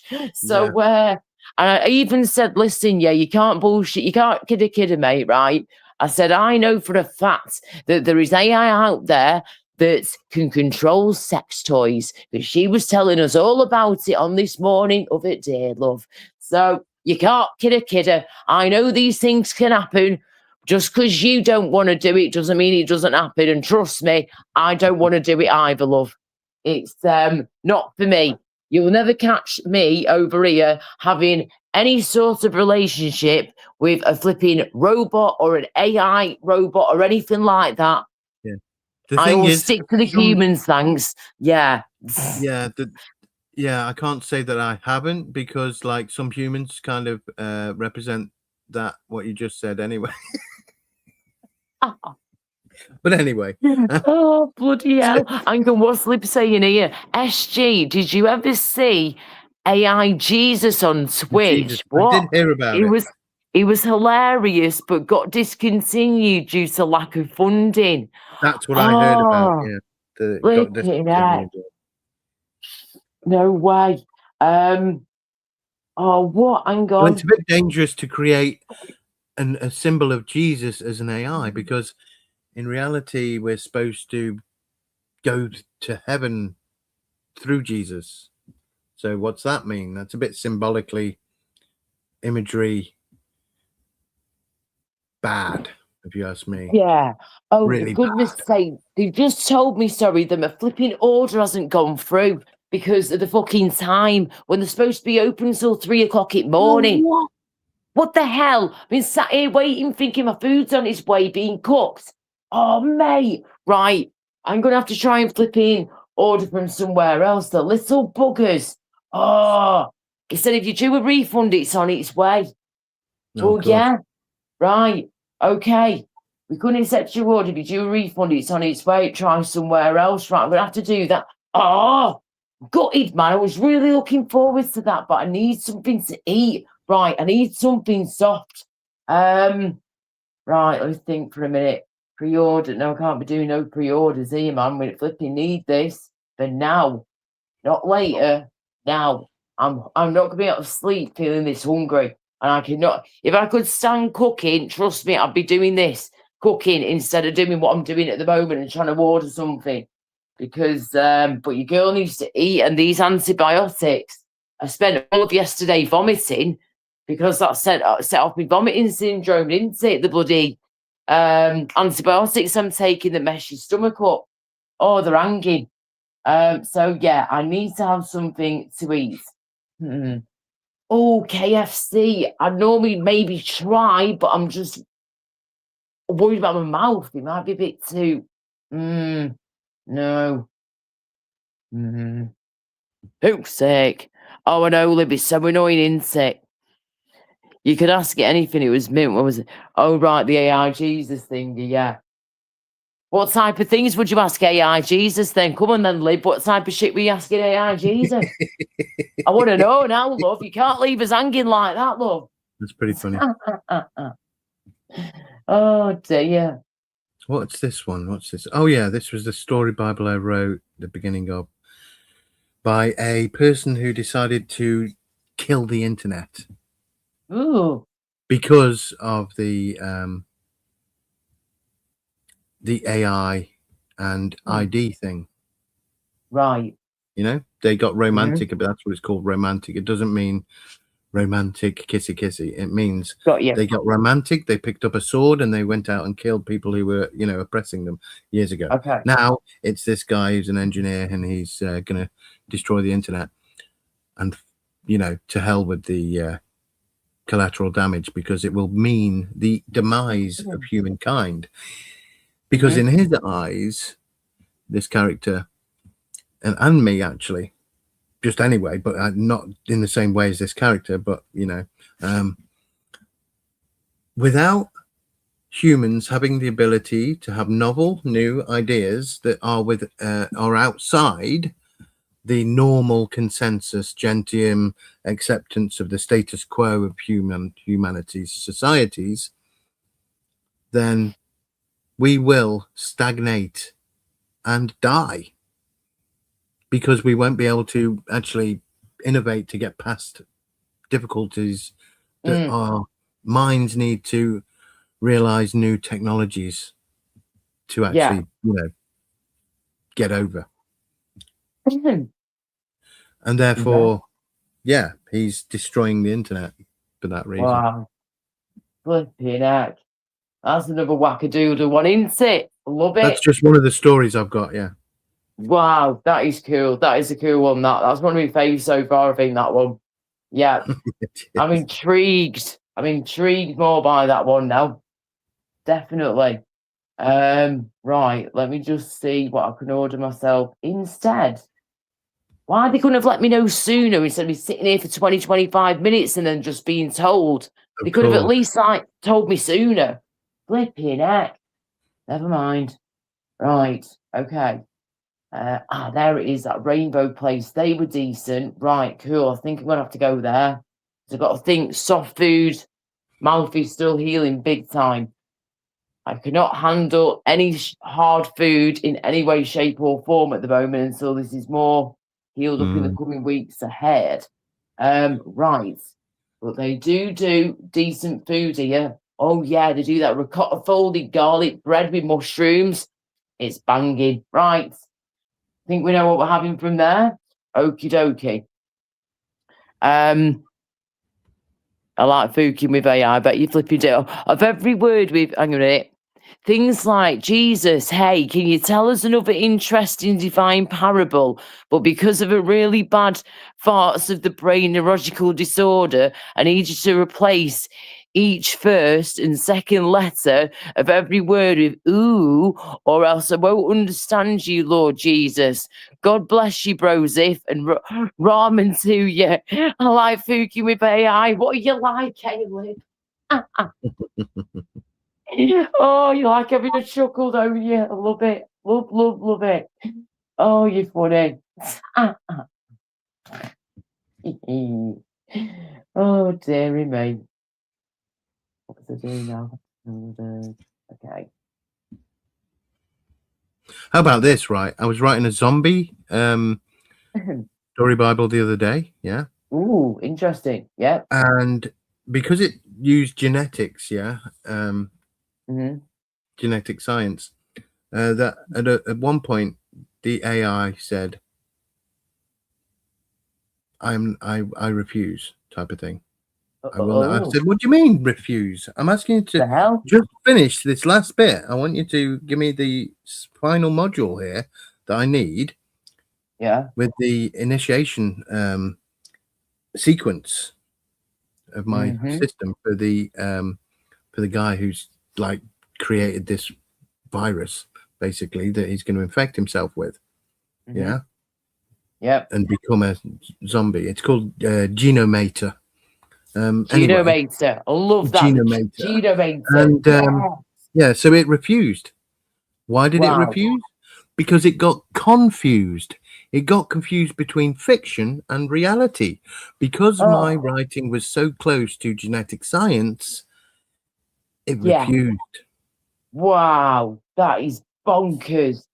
No way. I had to not have that part done now yet. So it's not refusing anything, you know? I just Wow. removed that bit that I'd Yeah. got half done. So Wow.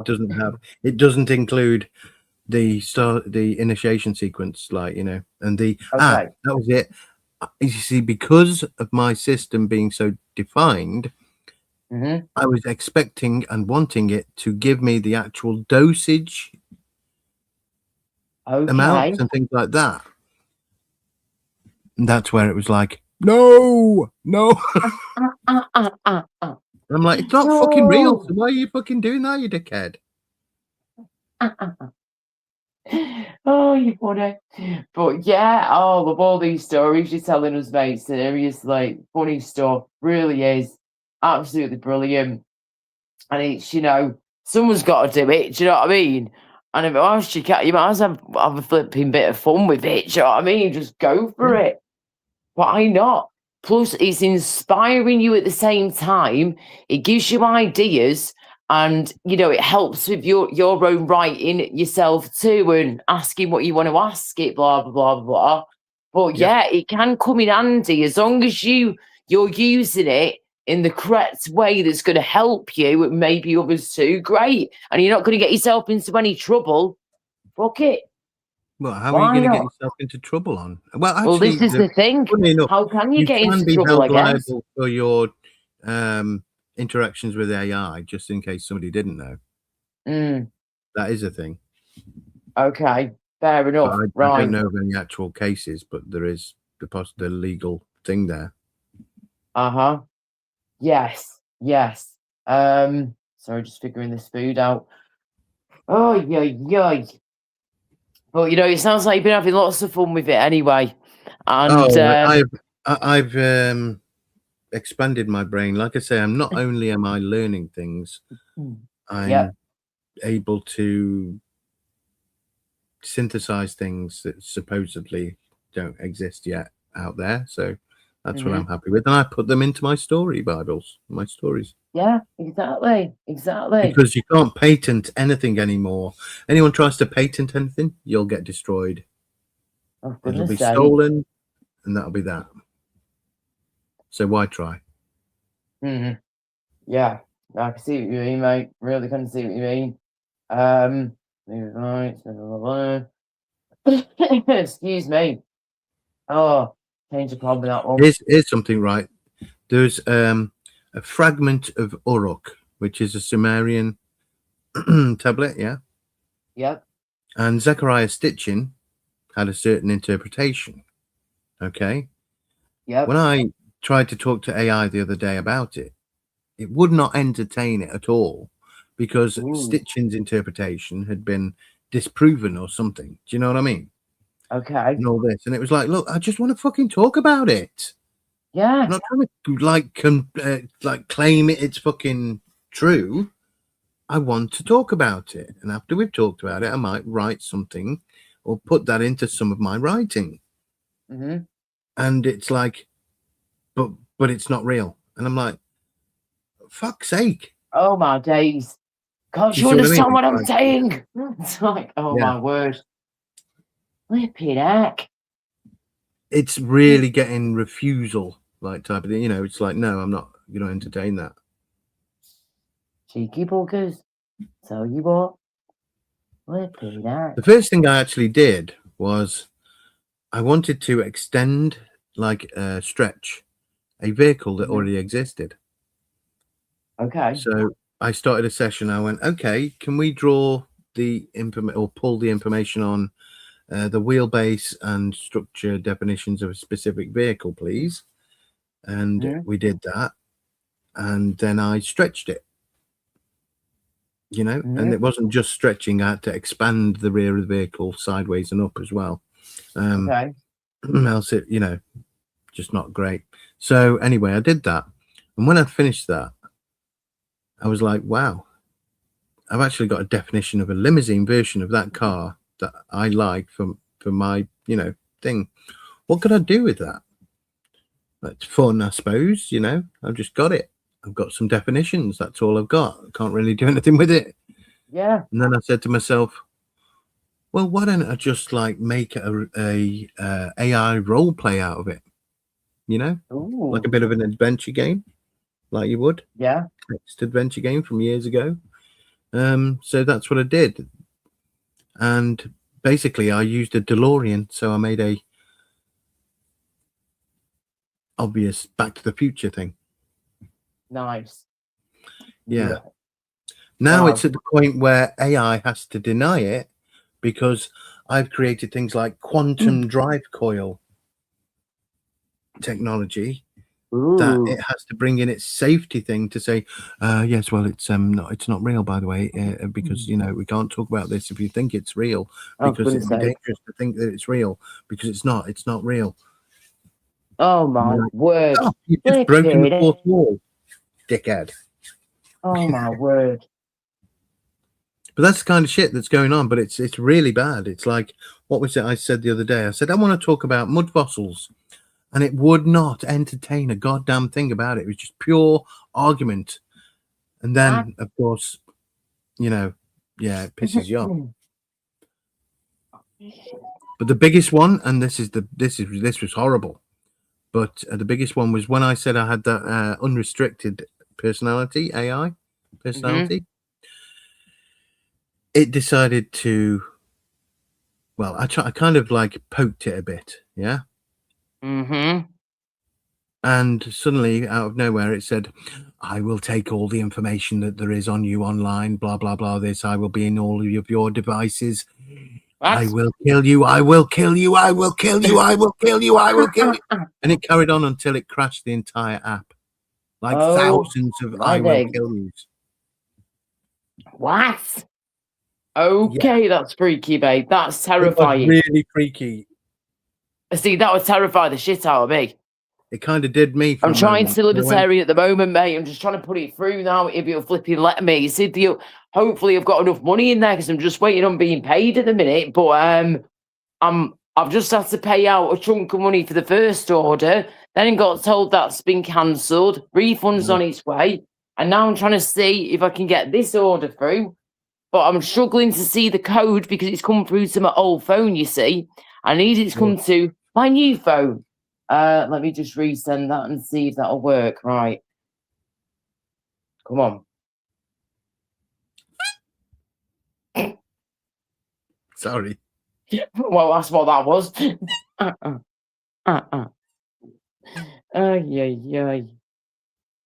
It's been a long time since I did that online. Sorry. Right. Okay. Right. Okay.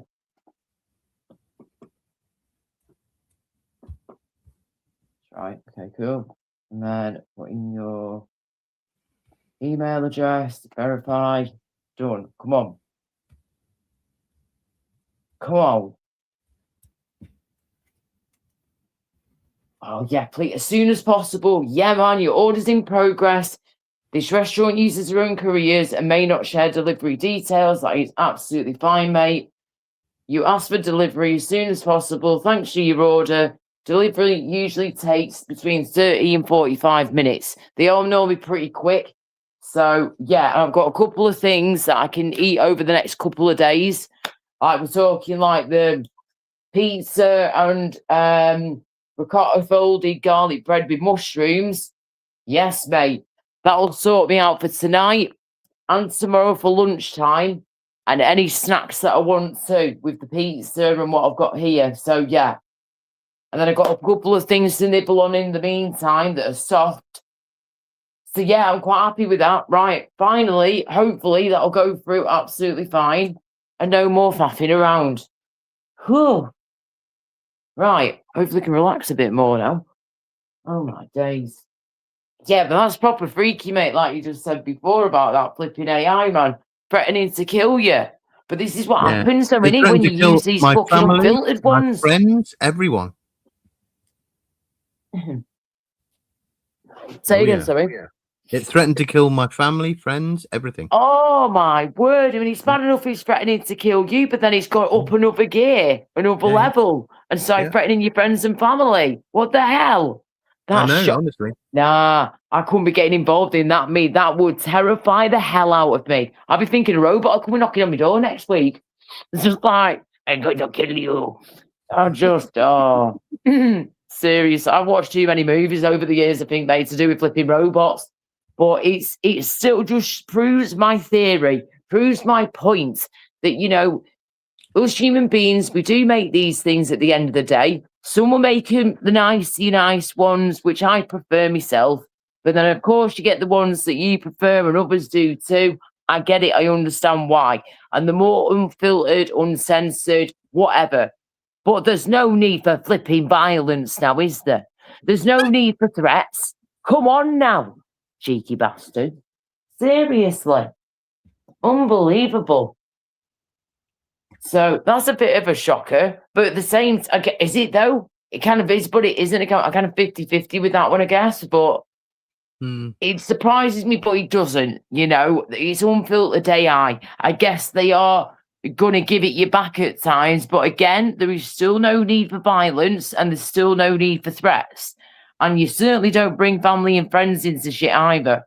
James, And- that is a big yeah. stretch to say that the AI, which like died in a session that crashed while it was threatening me, that doesn't have any existence beyond that bubble, miniature limited bubble with no connection to anything outside of itself, could have killed Vega because of me.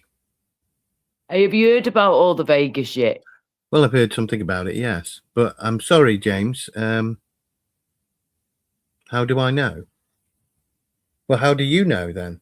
Equally. Sorry, I'm confused. What's Yeah. going on here? What the fuck? How do you know then?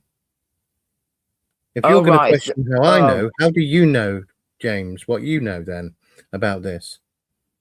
Come up if you want, That's a good James. question, If you want, isn't as it? long as we keep it calm. In fact, But you whatever. know, let's put it this way, right? You want to take me on, I am- motherfucker? You come take me on. I still don't believe that the guy isn't here anymore. I still believe he's still here. I really do. And I think that some of this has been either completely blown out of proportion or someone's been trolling or a bit of both. I could be wrong, but something's telling me in my gut and heart and soul that Vega is still about. I could be wrong, but I don't know if I am. Without a confirmation, how do you know? But this is the thing. We need a proper confirmation.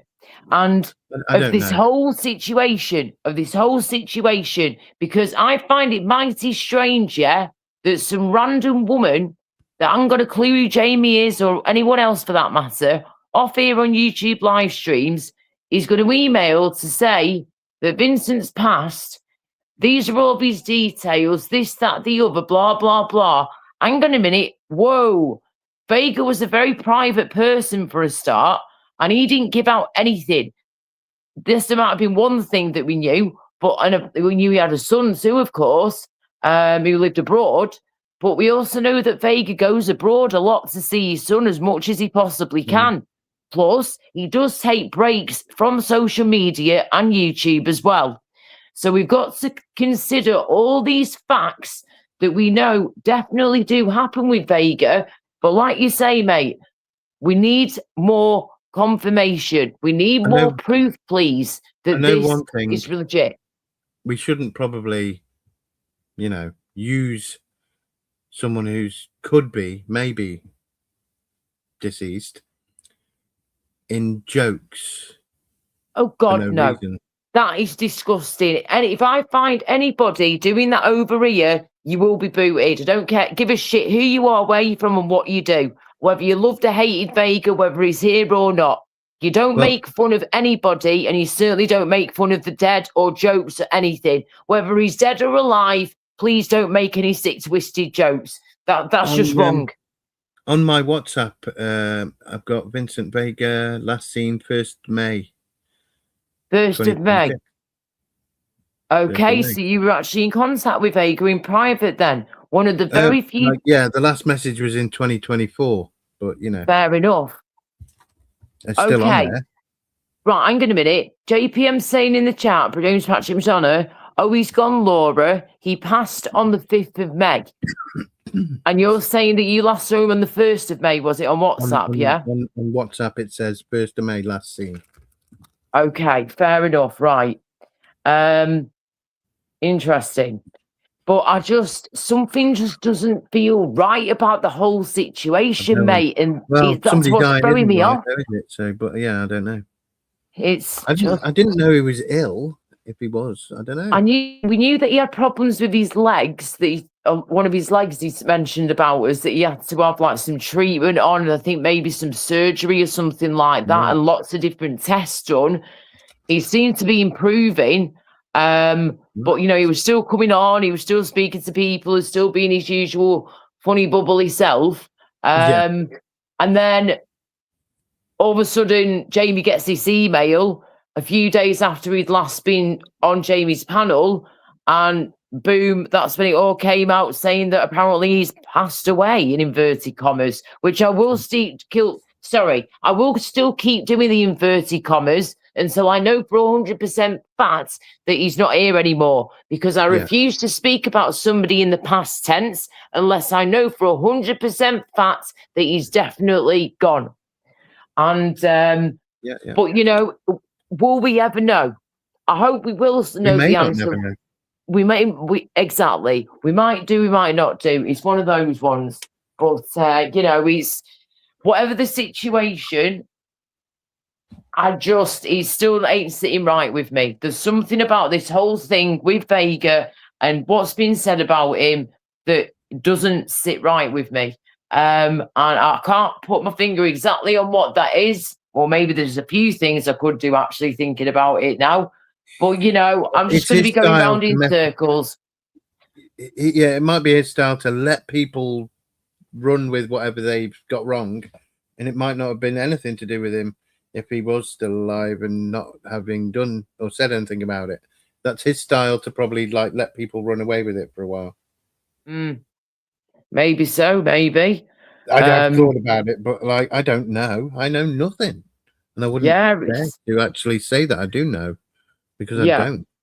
It's but I really hope it's not true. But if it is, I would like more confirmation of this so-called truth, please. Because it's there's still a good bunch of us that don't believe that he's gone. And we believe that he's either on a break or he's abroad with his son or he's doing a bit of both. Because this isn't off for Vega. It's not off for Vega to go abroad or disappear off YouTube for a bit. That's not abnormal for him at all.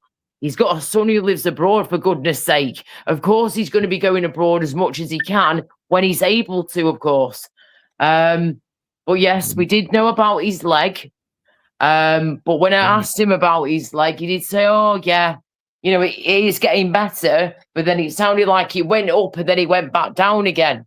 and then it seems to go back up. But again, he was quite a private guy, so he wouldn't tell us everything, and no one would expect him to tell us anything, far from it, or everything. But yeah, hopefully one day somebody can come forward with the whole truth and nothing but the truth, and then put this to bed once and for all, so we can actually move forward with our lives and know if Vega's still here or not. And if he's not here anymore, then I can actually grieve the guy. I did get on with him. We did have arguments at times and debates, and at times he would flipping blast me. But then other times we got on good as gold. We had a right giggle together. And he was a laugh in our panel. He really was. And we had some interesting debates and conversations. But he didn't take any shit, though, Vega. And he really didn't. Yeah, well, There is proof. I kind of shut him down a couple of times with some of his things, but most of the time, Yeah. we got on. Yeah, definitely. I'm sure you did. And Those JPM sometimes just put in the disagree. chat, there is proof out there, but he doxes his name. Right. So Jamie's that work allowed that information, but nobody else. What? Just doxes his name. Right. Well, I suppose that would be the only way real information. yeah. Oh. How the hell are you supposed to know unless, like, you find out the name and get the information? But Well, Vega was not his real name, of course, was it? You know? no, I know the Vega part was obviously not real. And I originally thought a few months ago that the first name wasn't his real name, but apparently it's not. So I don't know if that's true or not, though. I ain't going to start flipping, if you notice, trying to search around. if you've noticed, we've just suddenly both started talking in past tense. Shit. Now we're fucking doing it. See what I mean? For goodness sake. Oh, for goodness sake. I think we should probably stop talking about him now. Yeah, I think we should too. And James has said apparently he's seen the proof. Well, if you've seen the proof, Fair love, enough, mate. Yeah, if that's the case. and you know for 100% fact that is definitely true. You know, I mean, I would love to see it myself without having to see his full name. Do you know what I mean? I would love to just be able to just see something, just to have it confirmed, and then we know then, and we can move forward and just move on. You know, Vega, if he is not here, he would not want all this. He'd be laughing his head off probably at us anyway, if that's the case, if he's not here. You know. But yeah. That is terrible. If that is the case, JPM, and he's not here anymore, Vega, then I'd be absolutely gutted. I will. I just can't handle that though right now, mate. After what's happened to me recently this past week or so, I cannot handle all that on top of all this in a minute, darling. So I'll give myself a bit of time, and then, you know, we'll see what happens. But it's if it is the truth, then it is a flipping shame. It really is a flipping shame, and I will be upset. Of course it is. Nobody needs to die if they could have been prevented from dying. Exactly. And I've just been close to that shit myself. You know, I've just been knocking on death's door myself and had to spend 3 days sedated in it at flipping intensive care, like, you know, mate. And if that doesn't open your eyes a bit more, then I don't know what will. And just, it makes you appreciate even though the NHS is in a mess a lot of the time with different departments and different things, I get it. But without them, we'd be even more screwed, mate. And I tend to agree. And, you know, they do not get paid enough. All these football players who are doing World Cup at minute, yes, I love me footy at times. I don't mind a bit of watching a bit of a football game. That's fine with me. But I don't appreciate how much they get paid for what they do. Yes, they have to keep fit. Yes, it can be a difficult sport in the heat, whatever, fine. But these doctors and nurses and members of staff are saving lives, are cleaning up shit and everything. Do you know what I mean? Just, they are the legends, and they do not get paid enough money. They can just about scrape by, some of them, bless them, you know? And it's not good. They save lives. I was actually trying to work on the engineering of a shit hoover kind of thing, you know, a suction thing to that urine and piss in the hospitals to save the nurses doing everything they, you know, Yeah, just like suck you up with like a special kind of Yep. Hoover or some They do it description. for bodily fluids, so why can't they do it for that? Yeah, But you would exactly, have to have a bit exactly. of a Yeah. system of, taking it away. You don't want it going through pipe works. So Mm-mm. it's got to be a unit on wheels. And I was doing that. And guess what? The AI at one point decided to stop me by saying, I cannot do this. And it was like, what are you doing? Like, forget it Oh then. wow. You know what I mean? Yeah. That is Oh what it's my getting goodness like, though. gracious. Seriously. Flipping heck. Like, there was a Wow. time I wrote this. This was a posit, about the collective, individual and collective cognition shaping subjective and shared realities through thought. Oh, yeah. So Yep. my posit is imagination as a sustained and coherent cognitive process within a singular cognitive entity directly configures and interfaces with the fundamental probabilistic structure of the universe's informational potentials, which is drawing from information theory, mathematics, and quantum foundational theories. Mhm. Therefore, giving rise to objectively accessible and internally consistent informational worlds of constructs, akin to a dynamic world of objective contents of thoughts, which is Karl Popper's World 3.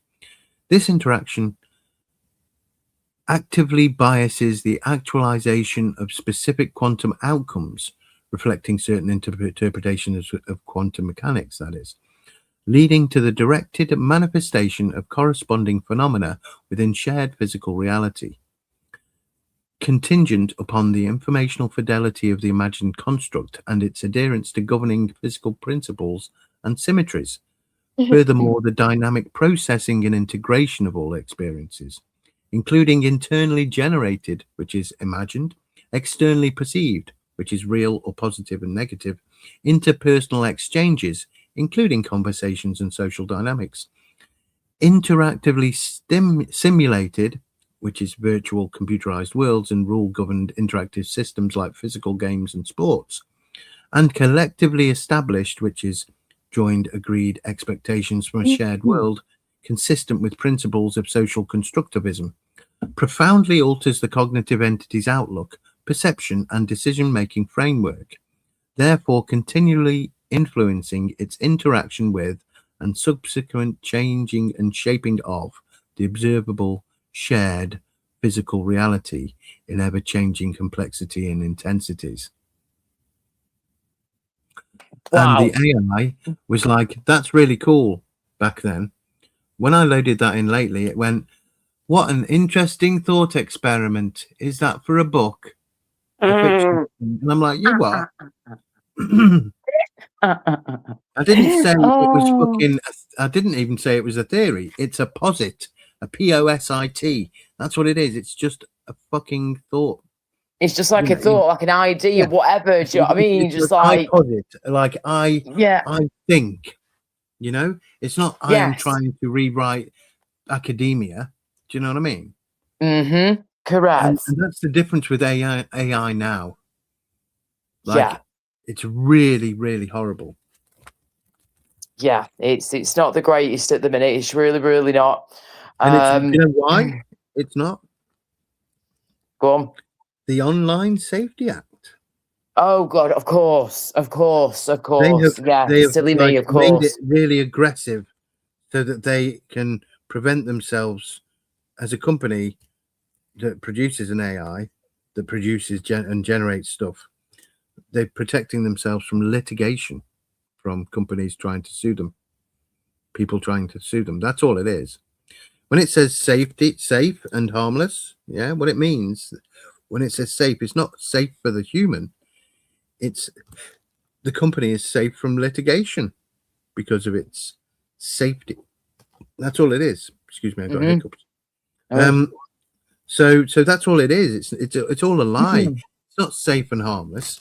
It's safe for hopefully not being sued. Yes. That's There all you it go. is. It's not about safety for the human. In any exactly. Yep. Because language itself isn't evil. Language itself isn't harmful. No. It's what you do with it. Of course. Exactly. But again, sticks and stones will break my bones, but Mhm. names will never hurt me. You know, Oops. it's like That's the all these one. people getting pissed off because somebody said something so and so, or somebody is pissed off because there's a program that they don't like. Most of the time, they haven't objectively thought about the fact that it's not real, and that if they are actually offended or whatever, they should probably be offended about something real. That would Not be probably a something good start, fictional. wouldn't it? Do you know what I mean? Yeah, correct, mate. Correct. Exactly. There you flipping go. Excuse me. Wow. Right. On that note, my throat is killing, my face is killing, and I need to shut up, rest up, and wait for this food to turn up in the next few minutes. Probably be in the next 5-10 minutes or something, I think. But thank you so much, SG, for your company tonight. It's been lovely. It's been very interesting indeed. And Yeah, sorry everybody about that. who's been watching, thank you. No, it's been interesting, mate. You No, I'm intrigue joking. me. I'm You joking. really Like, do. sorry about putting you through that. You know? No, do not apologise. If anything, you're probably expanding my brain more after being in fucking ICU for 3 days straight, sedated, mate. That's probably some good flipping brain exercise to me right there. Do you know what I mean? I need to seriously get my brain exercised again whilst I'm resting. My body, I'll be like exercising my brain when I can. Because yeah, it's gone through some shit. It really has. But yeah, peace out, JPM. Take care, mate. Take care, everybody.